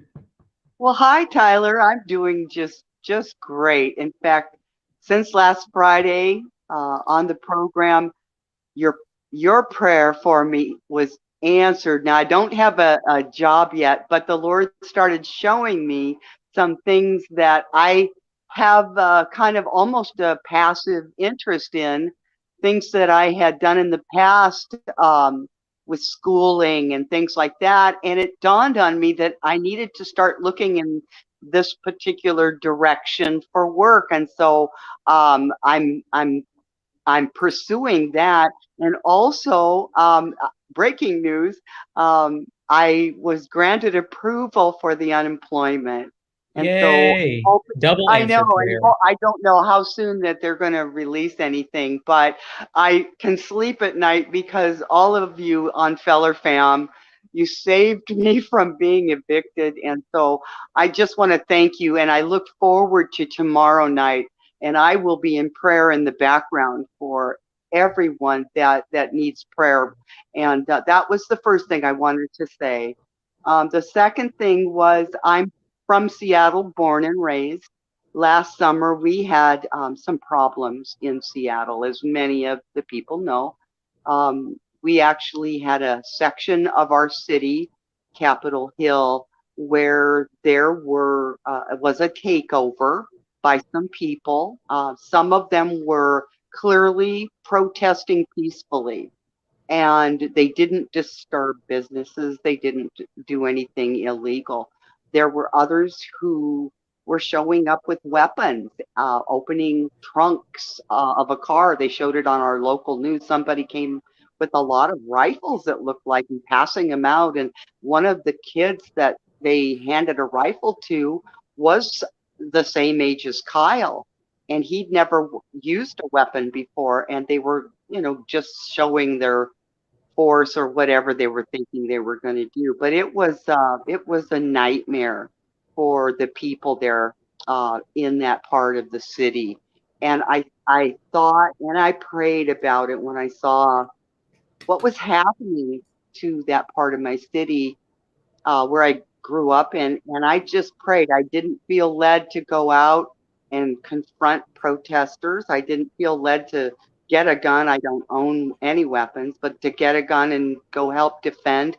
Just so you know, my brother-in-law is from Seattle Police Department, and that precinct that was shut down up in that area of Seattle, that was where he used to be stationed. And so I was praying for the police officers as well as the crowds. And so I don't take an opinion on either side. I know right and wrong. I was raised in a godly way.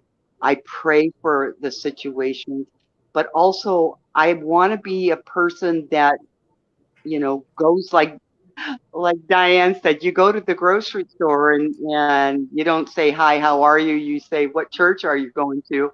And I just want to spread the love of Jesus wherever I go. I don't go out very often, but I just spread the love. I spread the love online. And I want to be an instrument that, with a crazy world, so much darkness and pain and heartbreak, I want to be a person that is the counterpart.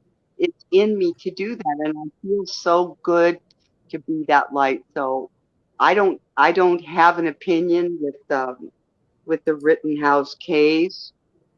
As you know, I sent you some emails.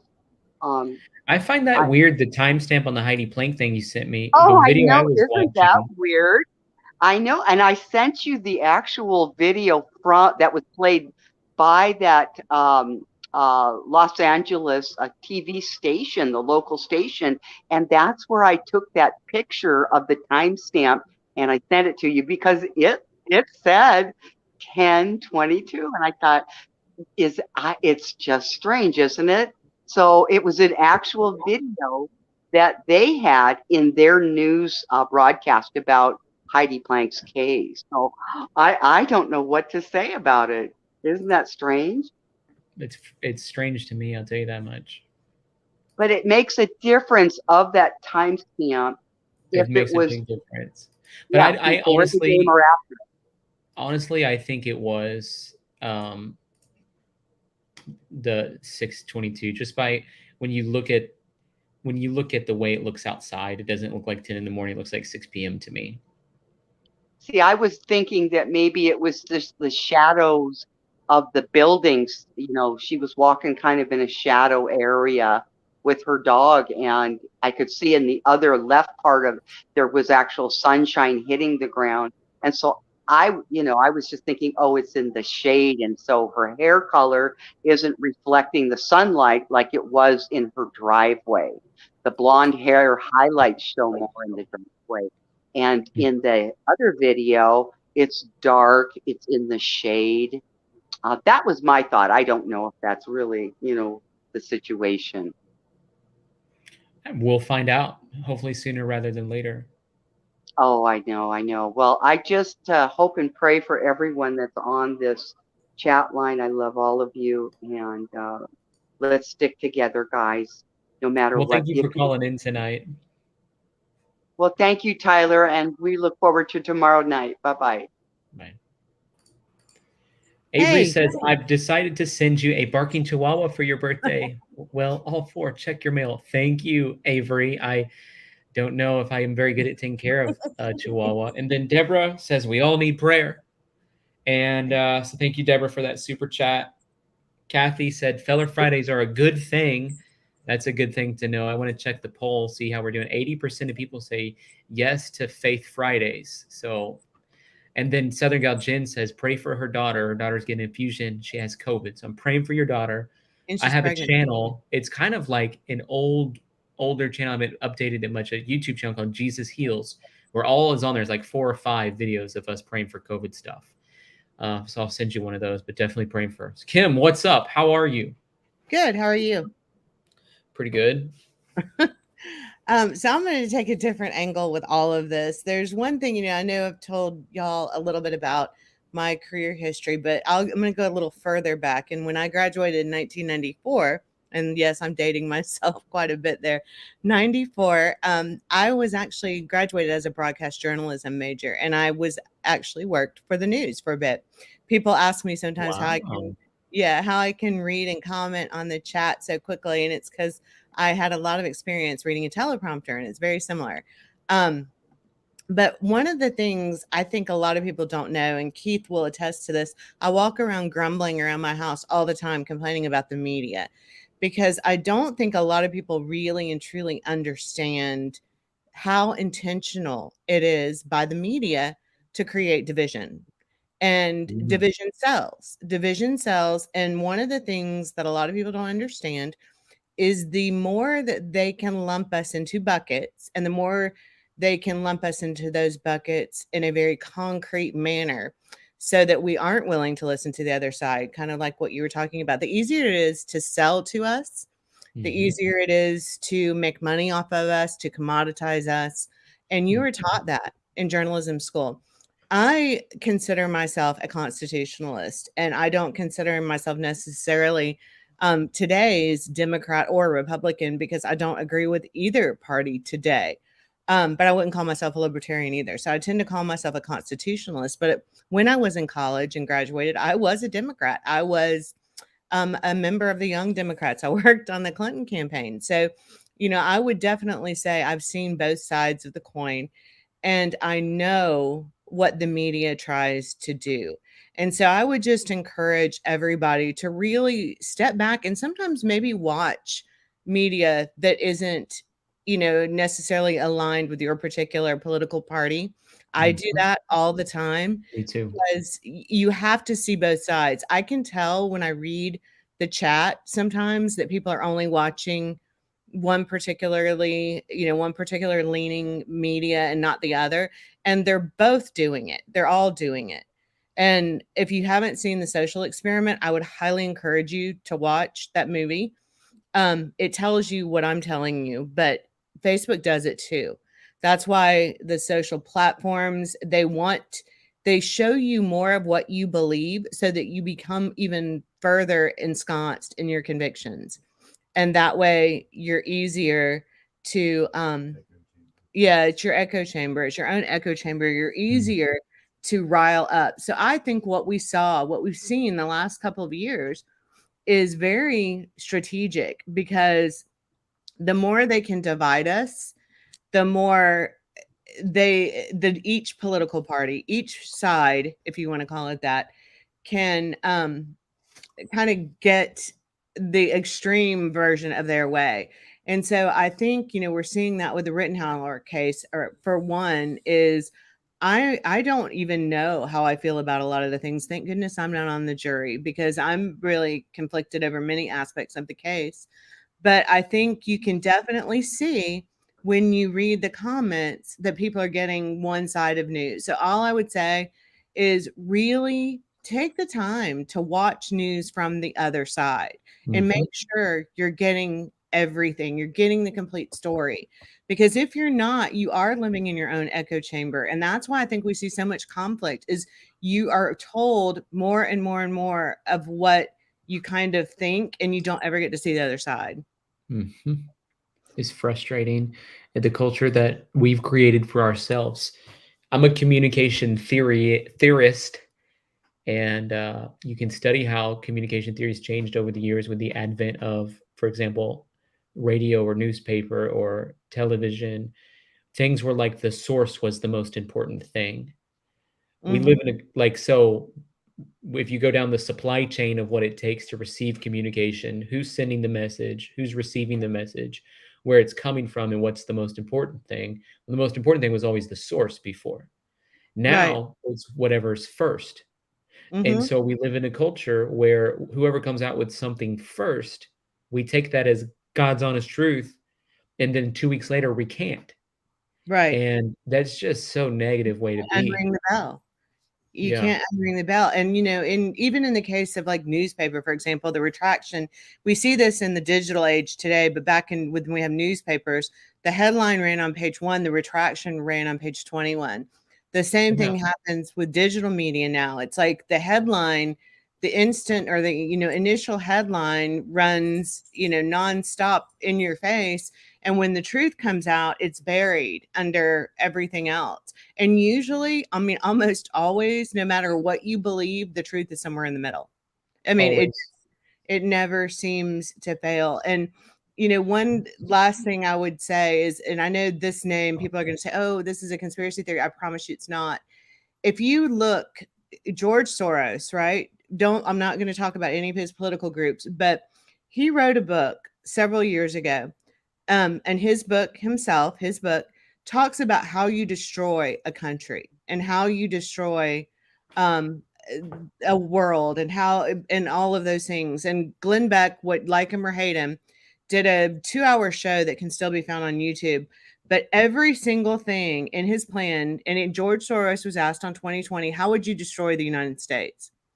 And he said, you know, I would pit the sides against each other. I would devalue the dollar. I would convince people that elections were stolen. I would, all of the things that we're seeing now, I'm not saying he's behind it. I'm saying that he laid a roadmap for how someone could do that. And that's what we're seeing happen, is almost everything that was in that roadmap we're seeing happen today. You convince people that the other side, whoever's on the other side, stole the election, that they cheated, that it's not fair. You devalue the dollar. You make people afraid of scarcity, like this whole supply chain thing that we have going on right now, where you see Costco's that are almost empty. It's because they've convinced us that the supply chain is failing.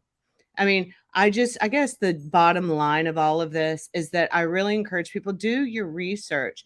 Don't just take what the media says for granted, or not for granted, for gospel, I guess, because they have an agenda. Otherwise, nobody watches. Right. And I know that. I was taught that. I was literally told to go out and, you know, if it bleeds, it leads. That was Well, I know that from YouTube. I know how to put together now a thumbnail and a title that will get more people here, but it's not the right thing to do. Yeah, I mean, it's just the way the media works. And it's because we're in such an instant gratification time where everybody wants sensationalism. You know, that it's funny because the Dirty Laundry song, you know, I know it's been kind of associated with this case, but that song is a song I have long believed is like the media to a T. You know, we get our fix from the evening news. We get, you know, I don't know. I just, again, I didn't want to address, you know, any of the specific things, but in all the specific things that we've talked about tonight, the common thread I see in the chat is that we are parroting, and this isn't a criticism, it's just the way the world works, but we're parroting what we hear from the media. So I would really encourage you to go listen to the other side. You know, even if you're sticking your tongue out, you know, all the entire time, listen to the other side, because the truth is going to be somewhere in the middle. I agree. Thank you, Kim. All right. Have a good night. Yep. Martha, how are you? I'm good. How are you, Tyler? I'm doing so good. I appreciate the gift that you sent me in the mail. Oh, you're welcome. You can't Right have here. too many notebooks. Oh, yeah, that looks nice. I'm like, I really appreciate it. I like having extra stuff like that I'll use around. Yeah. So I really appreciate it. Thank you. You're welcome. I just wanted to make a comment about the Rittenhouse trial. I think that this trial it's really complex. it's more than a trial about a 17-year-old who, at the time, who goes to try to help other people, as he testified on the stand yesterday, because there's a lot going on Mm-hmm. at the time. So it's not just, cut and dry. And It's complex in nature for sure. yeah, and if anybody watched him on the stand yesterday, he really tugged at my heartstrings. I mean, he really did, and I think he was being sincere. But you have to go back and really watch him, watch his testimony from beginning to end. And I did that yesterday and last night. And it speaks volumes. I can't sit here and describe, what he said, because what I got from it may be different from what someone else would get from it. The takeaway is different. And he did graduate from high school. He was in high school during COVID, and like so many other seniors, he completed his studies online. And he did say that he's a nursing student at Arizona State University online. So I just wanted to throw that in as well. Thank you. Thank you for the fact. And I guess I don't have anything else to say. Well, I appreciate you calling in. What do you think about the Astroworld stuff? That is very disturbing to me. For one, it's not the kind of music that I listen to. Well, I'm a baby boomer, so but I think, for number one, there was way too many people there. It was just overcrowded. And number two, what is the man's name? Travis Scott. He's evil. I just find him to be just evil. And his message is not, it's just evil to me. I don't understand why people like that, or why would you take your child That's what I to don't a get. concert like that? It makes me just really get upset when I think about children there. Like Yeah. I don't have words for it. I don't even want to think about it too much. I get so upset. If an 18 or over wants to go there, that's their thing. A child going there? No, sorry, Bob. No, and also,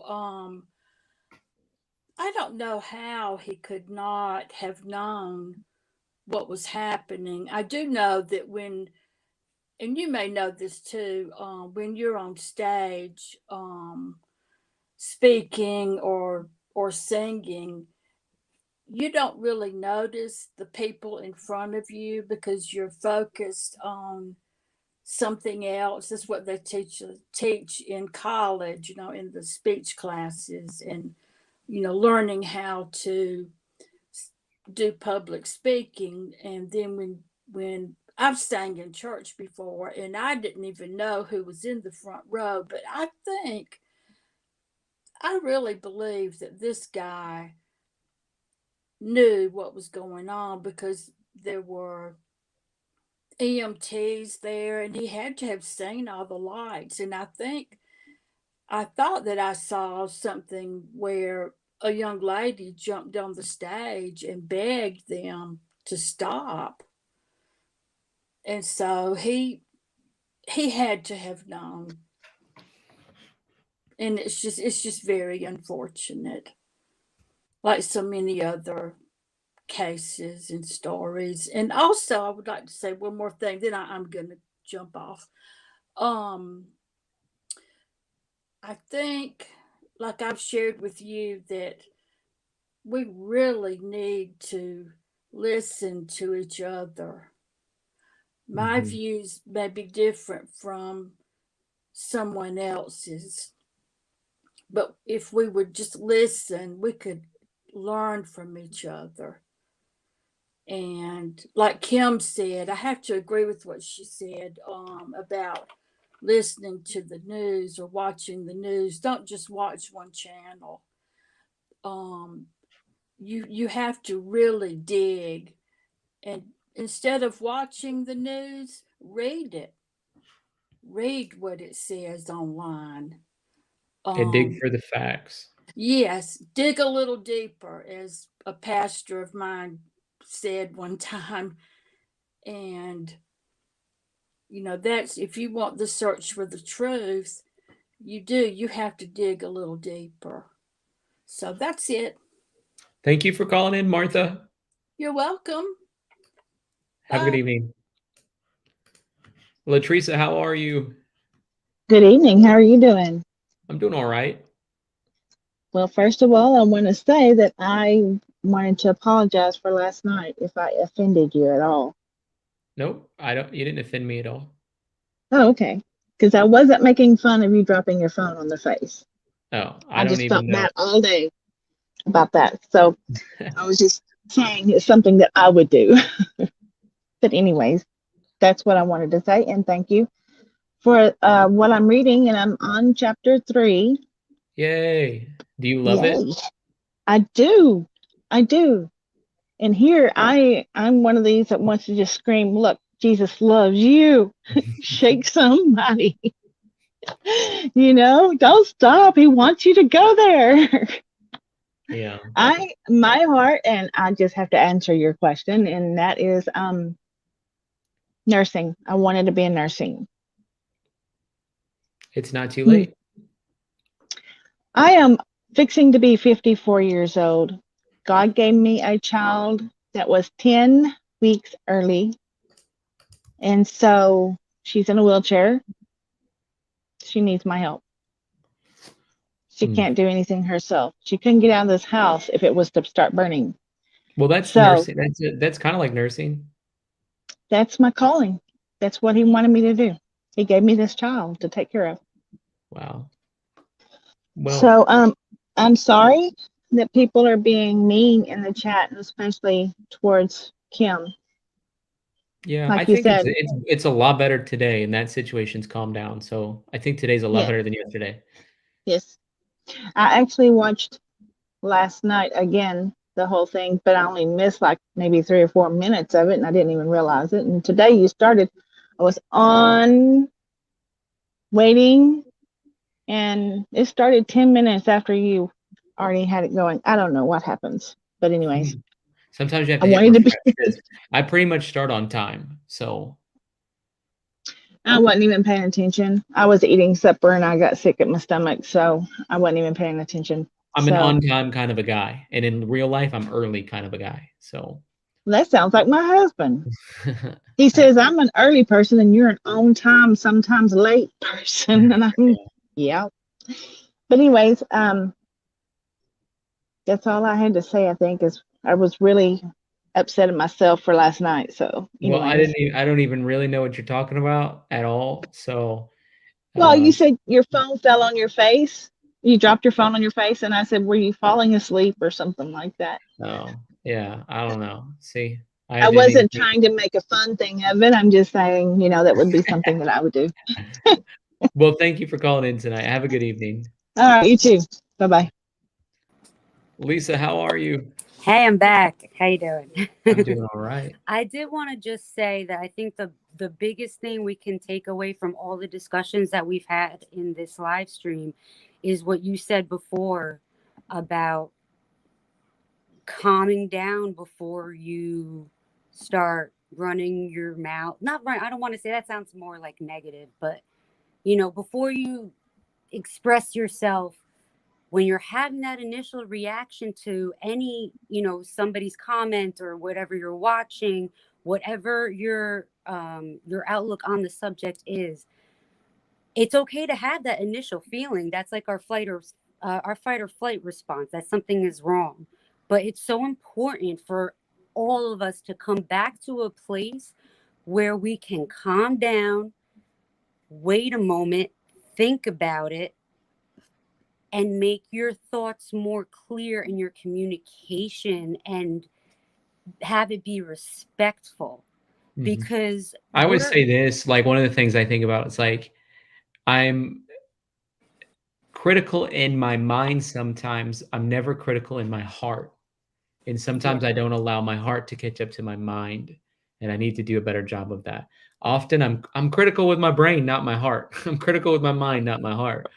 And my heart's not critical towards anybody, but if I'm not careful, my mind takes over. And so that's pretty much what you're saying. Yeah. And like I know I'm a very passionate person, and I can easily, like with my first initial reaction, come off very negatively. I know that about myself, and it's something I work through every single day, because you don't get anywhere when you shoot off negatively and what you're saying comes off aggressively. That's my daughter.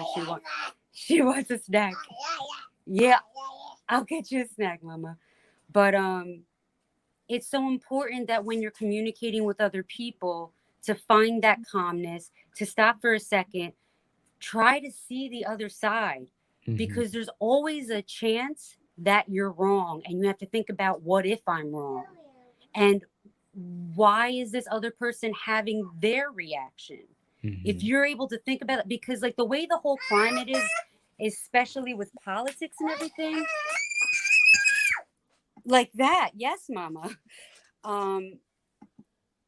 Like for a while I could only see one side, but then I'm starting to realize, a lot of the doctors that I used to watch were being blocked and censored, and that's a little weird. And now a lot of the conversations that I try to have with people from all sides are blocked or censored or deleted before, and like they'll try to like communicate with me like through either live chats or like comments, and it won't even go through because of like a word that they're saying. So we're being blocked, and I have that words on my bothers channel me a lot. blocked. I do have words on my channel blocked. Yeah. Intentional words, because I don't like dealing with unnecessary drama. Hey, thank you for calling in again, Lisa. Everyone in the chat loves you. Oh, thanks everybody. And let's all try to like take a moment, think about why everyone's feeling, because I feel like a lot of people are saying the same. Raina, I feel like a lot of people are feeling the same things, but they're seeing it in a different way. I see a lot of people. Okay, Mama. I see a lot of people seem to feel anger, frustration, fear. A lot of people are afraid, and a lot of people feel distrust. And it's the same feelings. We're just seeing it from different sides. And if we can talk and communicate in a calm way, we'd be able to come to, maybe agree to disagree, but be able to respect each other better, understanding that we're feeling the same thing. We're just not being able to, come to the same place quite yet. Does that make sense? Yeah. All right. I hope you're feeling better too, by the way. I hope you look tired, but I Well, hope you're feeling better. I know you're I've going kind of had a rough day, and I usually teach a Bible study to the basketball team on Thursday mornings, but because of Veterans Day, we didn't have it, so I'm gonna do it tomorrow morning. Okay. Well, I hope you enjoy that and you have a great time. Yep. Thank you. Have a good evening. All right. Have a good one. Because I wanted to show you this thing. I thought it was really cool. Here's a story. How old do you think that guy is in this photo? Put it in the comment section. How old do you think this guy is? Type it in. Maybe I should zoom in a bit. That guy there, how old do you think he is?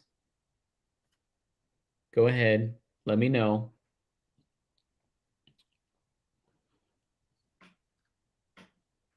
He's standing next to 800 pounds that he's going to lift.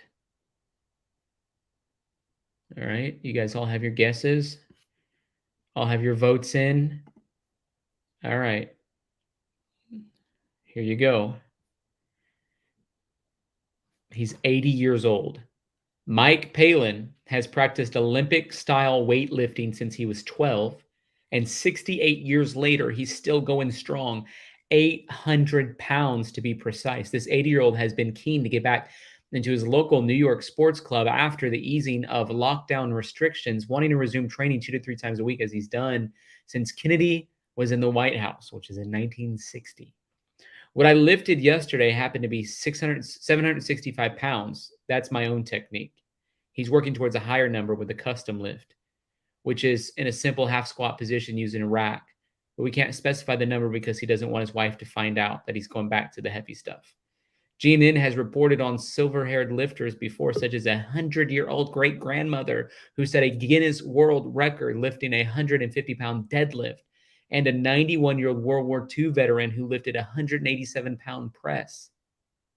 So, if you guys don't think you have what it takes based on any parameters in your life, let me just tell you, my golly, by golly, this guy could do it.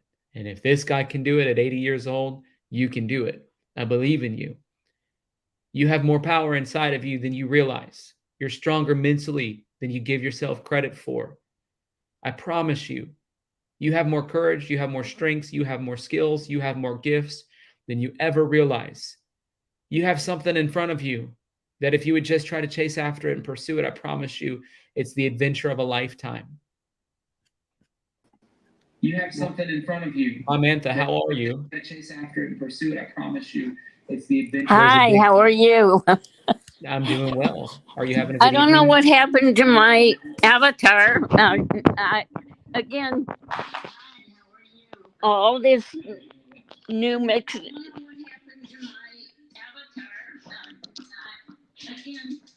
All this internet stuff is almost too complicated for my simple mind. But I ordered some earphones. They're charging, so I don't have them on now, because usually when I do chat with you, it seems I can't hear you. I know you can hear me, but I can't hear you. Can you hear me right now? Vaguely, just if I don't understand what's going on. Maybe the earphones will fix the problem. That's what I'm hoping. That's what I'm hoping. You're dragging me, kicking and screaming. Your thing cut out. Your microphone cut out. Are you still there? Oh my golly. Well, I hope she's still there. Are you still there? Your microphone's not working. Casey, are you there? Don't know what happened to her. Don't know what happened to her. Casey, are you there? While she's getting that figured out,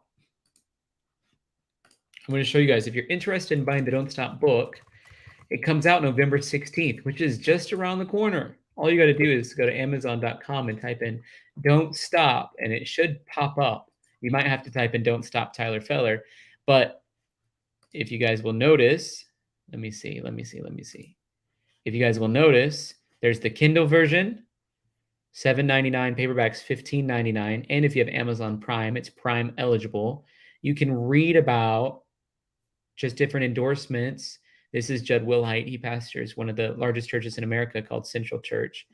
About 25,000 people in Las Vegas. This is Randy Clark. He's the founder of something called Global Awakening and a spiritual father to many. And this is Dr. Brad Robinson. He's a board-certified psychiatrist, author of the Shack Study Guide. And he says, no matter where you are, no matter what pile of fear, pain, or pride you are under, the God who sees you knows your name, your true self. The Holy Trinity is moving heaven and earth to bring you home. Don't stop. There's the book. There's some quotes from the book, some more endorsements down here. And so if you're interested in the book, you can just go to Amazon and type in Don't Stop. I pre-ordered my own item right there. So there you go. Something to think about. Lacey, how are you? Hi, how are you? I'm doing all right. Are you feeling better? Honestly, no, but I believe I'm going to be feeling better at some point. So there we go. Well, we need to have a yah-yah when we're not online here because you should be feeling better. It worries me. Anyway, I will be. yeah, I know you will. But I have a lot of things to say about a lot of things. I really like Kim, but I don't agree with everything she says. And I wanted to ask you this, and this is the big question. Doesn't the Bible teach us to think for ourselves? That's what my parents told me, and that's what our minister told us. And we should always make up our own minds with the facts, real facts, not hearsay, not any news media, nothing. And Well, I I have, think her point was to try to get you to think for yourself. Like she was saying, like, if you're only listening to one side, then you are not doing a very good job. You're being fed things that are intentionally designed to make you not think for yourself. She's calling it, that's what she meant by echo chamber. well, So I would she's on the same page as you. She just said it a little bit well, differently. but I would think both sides, if we're talking about that court case, it's cut and dry, and there's no questions about it. I mean, the kid is innocent, and that's it. I've been in here in trial every day, and if they saw the facts and they heard everything, then they would know. And I mean, I messaged you, you need to look at Hannity tonight and listen to all the lawyers, including Alan Dershowitz, because it's cut and dry. The prosecution has tried to set him up. They tried to alter photos and on and on and on. And the witness clearly said he was totally innocent. And this is the whole thing. I'm not going to listen to any leftist news or anything else because all the leftist news, that's all they're doing is trying to make him a racist and a bad young man. Hey, please be careful though, I Lacey, know. because I there's know. people we got to be respectful to people who disagree. I know, but if they're there, then they would understand. But I'm just telling you about all the lawyers and everything, and why I'm involved. I can't say, but the bottom line is, uh, I've been listening to so many things, just like y'all are talking about the that concert thing. I couldn't tell you my opinion on it. I wasn't there. I don't know, and I'd be an idiot to try to tell you. Now, maybe people that were there would have an opinion about it, but I don't know anything about how that stuff works, and I don't agree with what the one woman said that about taking drama, blah blah blah, and being on stage and choir and looking at the crowd. You don't notice the first row. Well, you're supposed to look over the crowd as an entertainer, so you don't get distracted while you're working, and this. But as an entertainer, you still look at the crowd and you notice everything. You try not to, but the bottom line is, all that I wouldn't have an opinion on that, and I wouldn't even say unless I had been there and seen the reaction. But me blaming somebody for that, whoever created it, I would think to blame, but I don't know. So I have no opinion, and that's all I wanted to say on that. But when it comes to the young man, he was a child, and he still is a kid. I mean, he just turned 18, and that's just how I feel. But I wanted your thought about what God says, our own in the Bible. And I think it's in Matthew, am I correct? About us forming our own opinions. And I might be wrong. I don't remember. I haven't read that in a while. And I want to know what you thought. Well, the Bible is very clear that one side of the story sounds completely accurate until you hear the other side. And that's a direct proverb. Okay. And so that's what I always fight for. For hearing both sides of the story, because that's what I think the Bible teaches in Proverbs 18:17. 18:17, okay. It says the first one to plead his case seems right until another one comes and cross-examines him. The first one to state his case seems right until the other comes and cross-examines him. You might think you've won your case in court until your opponent speaks. The first person to speak always seems right until someone comes and asks the right questions. And I just think in any situation, I don't want to talk about this court case anymore, but I think in every situation in life, people call me all the time and try to get me in on their side of a story. And I just say,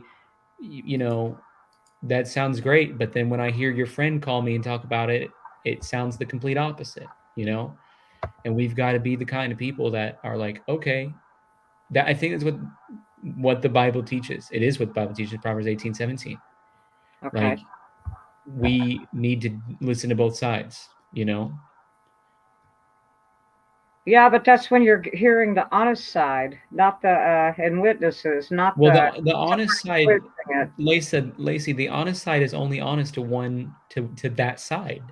And Well, that's it what depends makes it on the one-sided. well, I agree, but it just depends on the circumstance, and that's what I'm saying. When you've got a prosecutor making junk up, it's just totally who got reprimanded over and over and over again. I mean, it's pretty clear he wasn't.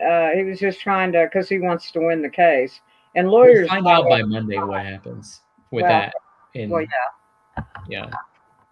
But anyway, that's what I wanted to say, and thank you for the Proverbs. I didn't know what it was or where it was, but I know in Matthew it talks about you should think for yourself. But I'm going to find it, and Okay. I'll message it to you. But thank you very much, and you got to get well. We need you here, and we are very opinionated. Everybody, it's just nature by nature. but we want you well. You've got to be because I want you to grow your channel big time. I want to. I'm praying that it happens. Wouldn't that be great if the Lord blessed us with a big channel? God, yes, because we need you. I mean, there's not many Christians here, and there's a lot of great channels and they've got a lot of vulgarity and alcohol and everything else, but they're really good people, and believe it or not, they're actually Christians, but their lifestyles are totally different, and that makes me crazy. Makes me crazy. And that's just being honest. Well, I asked the question in the chat, will you help us grow this channel? And I'll see what people say. Yes. I'm trying to, and I'm trying to help. But thank you, and God bless you, man. I want you well. Thank you, Lacey, for calling in. Have a good evening. You too. Good. Proverbs 18:2 says, fools have no interest in understanding. They only want to air their own opinions. Thank you, Avery, for that proverb. Sort of like the one that I shared earlier today with everybody that was talking about you're gullible unless you search after the facts. It's really important. Thank you for that super chat. I hope you guys are doing well.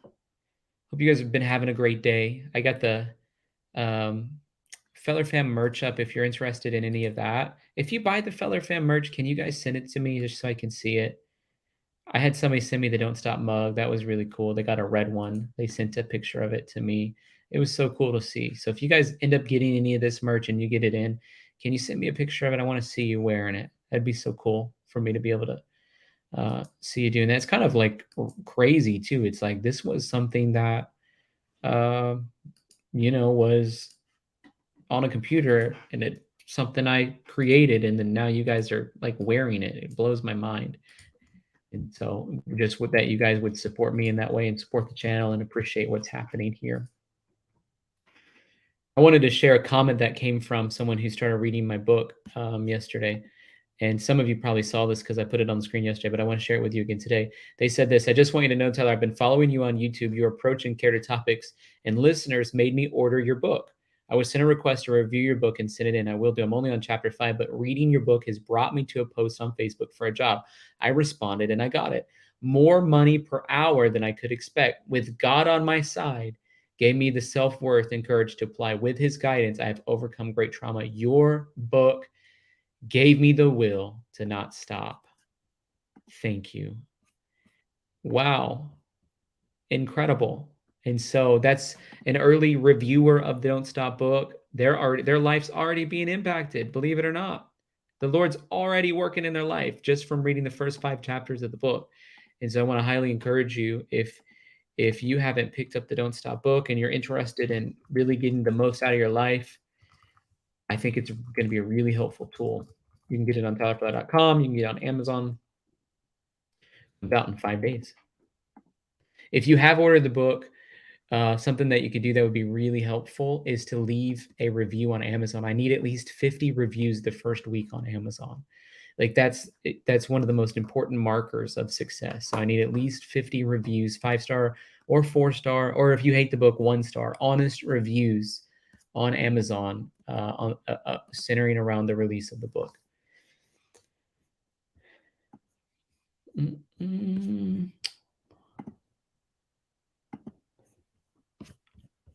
You guys want me to read another part of the book? Type 1 if you want me to read another part of the book. I can do that if you guys want me to.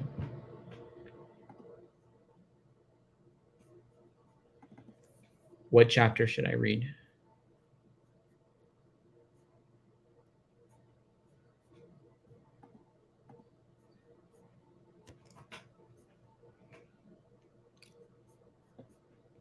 Lots of one. I'm seeing lots of ones. I'm feeling the don't stop. Let's see. Let me know if you guys like it when I read part of it.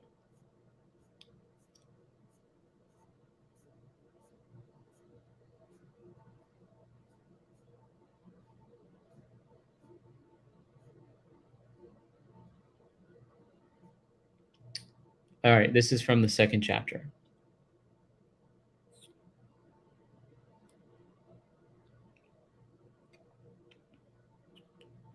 Some of the most successful people are the ones who found themselves in the worst of circumstances, yet were determined to take action and do the work it takes to create a positive outcome.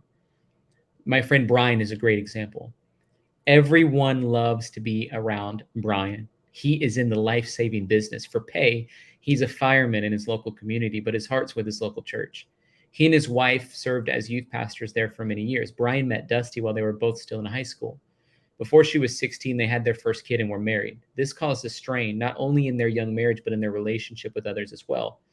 The military became a quick fix for Brian, but it did not resolve the issues lingering in his heart. Soon came alcohol, next unwise and unfaithful choices that would strain his family even more. In his lowest moment, alone at his house, he held a gun to his head and whispered a single prayer: God, save me if you have a plan for me still. That isolated plea, uttered under one breath, was all God needed to hear to bring Brian back to life and reveal his purpose for him. Brian's friend was in the neighborhood and on a whim decided to stop by. The perfect timing of the knock on the door startled Brian, and he put down the gun to answer the door.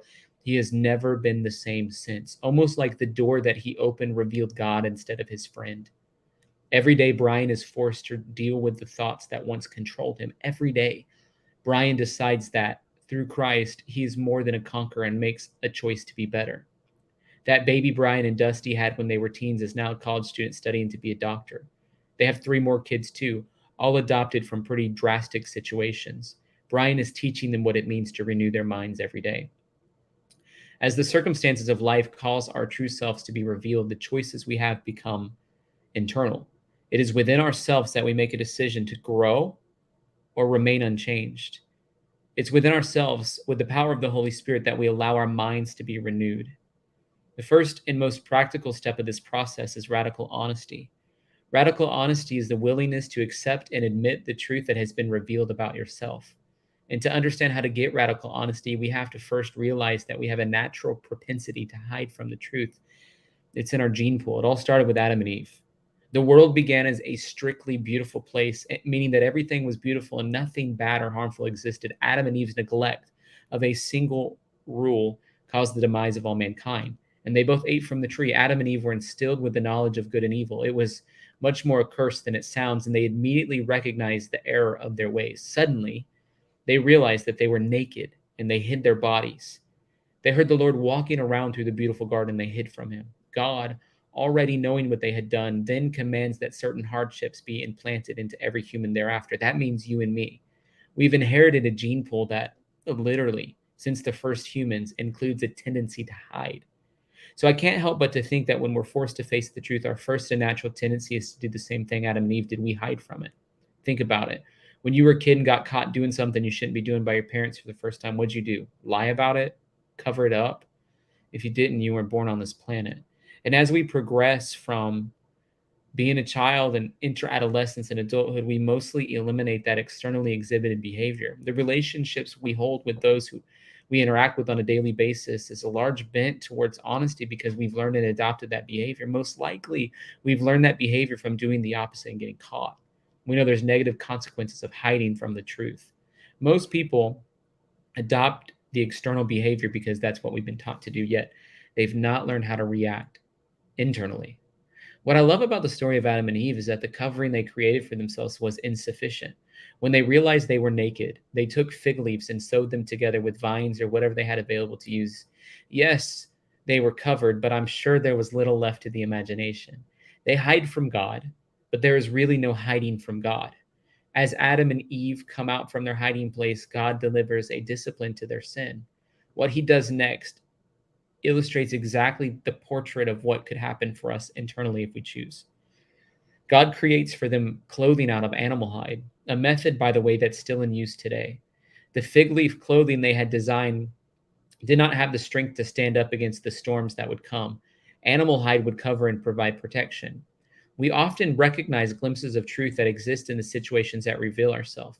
When we choose only to deal with that glimpse of the truth, we are wearing fig leaves instead of clothing made from hides. And when we allow God to be at the center of renewing our mind, he covers us completely. We can withstand from the storms that may come.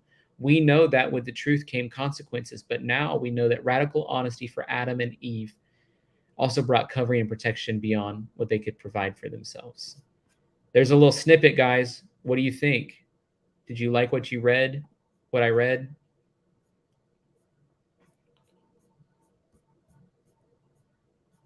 Let me know. Did you enjoy it?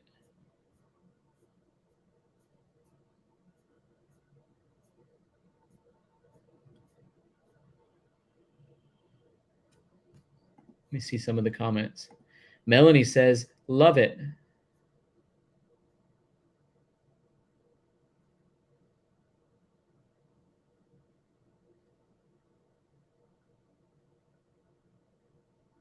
Juan says, highlighting people in your book shows how you love to honor others, and it's these stories that make your book great already. I try to do a great job of honoring people that were close to me that I admire a lot. Miss Stewie says, so good, Tyler. Nicole says, very well written. It's gone through a lot of rounds of edits, I'll be honest with you guys. I'm not the greatest first round writer, but I have good ideas. Karen says, can't wait for my book to get to me. Yay. Thank you, Karen. Kathy says, can you read that Pooh Blustery Days question? I didn't see the question, or I would. Southern Belle says, I'm ordering the book. Yay. Very inspiring, Tyler. Melanie says, I can totally relate. Tyler, you inspire the uninspirable. I hope so. We have a God who makes the impossible possible. So Kim says, a lot of people are asking, how or why did I get the idea to write the book? Well, here's what happened. Number one, it came from the Lord. This idea of Adam and Eve that I just read was the beginning of the book. That's my first initial thought. Oh man, in my own life, I got a lot of things I need to deal with. Okay, I'm going to hide from it. And the Lord says, no, that's what Adam and Eve did. Remember when they tried to cover themselves, little's left to the imagination. You think you're hiding, but everyone else really knows the truth. Sometimes we have blind spots about ourselves. Like we actually think that sort of the dysfunctions that we have, nobody else realizes, but sometimes they're the loudest things about our life. And so the Lord revealed that to me. And he said, when you allow me to cover you, I give you a protection that you can get from no one else and nowhere else. And so I wanted to write from that premise, but I wanted to go after why some people get the revelation like I did to trust the Lord. And some people, like people that I care about and love and grew up coming through the ranks with, gave up on the dreams and passions that God designed them for. And I thought maybe I can address this in sort of a systematic way. What's the truth about you? What's the truth about your situation? And what's the truth about God? And so there's 3 parts to the book. Part 1, the truth about you. Part 2, the truth about your situation. Part 3, the truth about God. And maybe I can just unwind it in such a way that people who've given up in certain areas of their life will allow them to be revived. And so that's where it came from for me.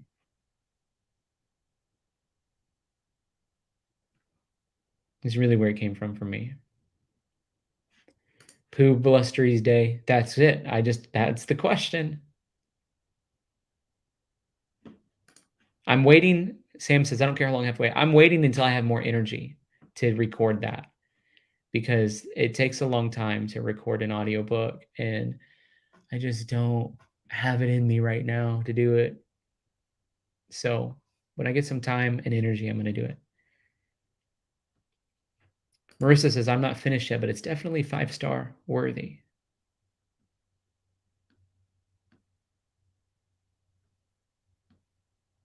So hope you guys really enjoy it. Tamara says, it's truly captivating and leaves you wanting more. I hope so. That's a big hope of mine.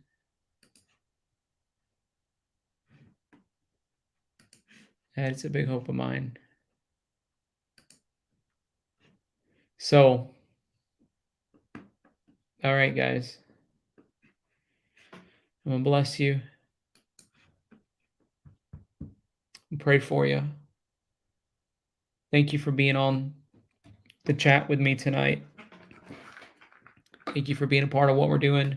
Thank you to Chris and JXO who joined the Feller fam today. I don't know why some people have quit the Feller fam. I think they didn't like the divisive issues that we were talking about. They decided to give up on the Feller fam. How could you quit the Feller fam? I'm hoping if we get, I think 22 more people in the Feller fam, we get another emoji. So I'm hoping, hopefully by my birthday, we'll get 22 more people to join the Feller fam, get another emoji. So my birthday's on Saturday, November 13th. So let me pray. Father, thank you for everybody on this call. I pray you bless them. You go before them. You surround them with your favor like a shield. Anything heavy or burdensome, I pray it lift it off. And I pray you inspire them in their dreams tonight, Jesus. We love you. Amen. Hey, have a good night.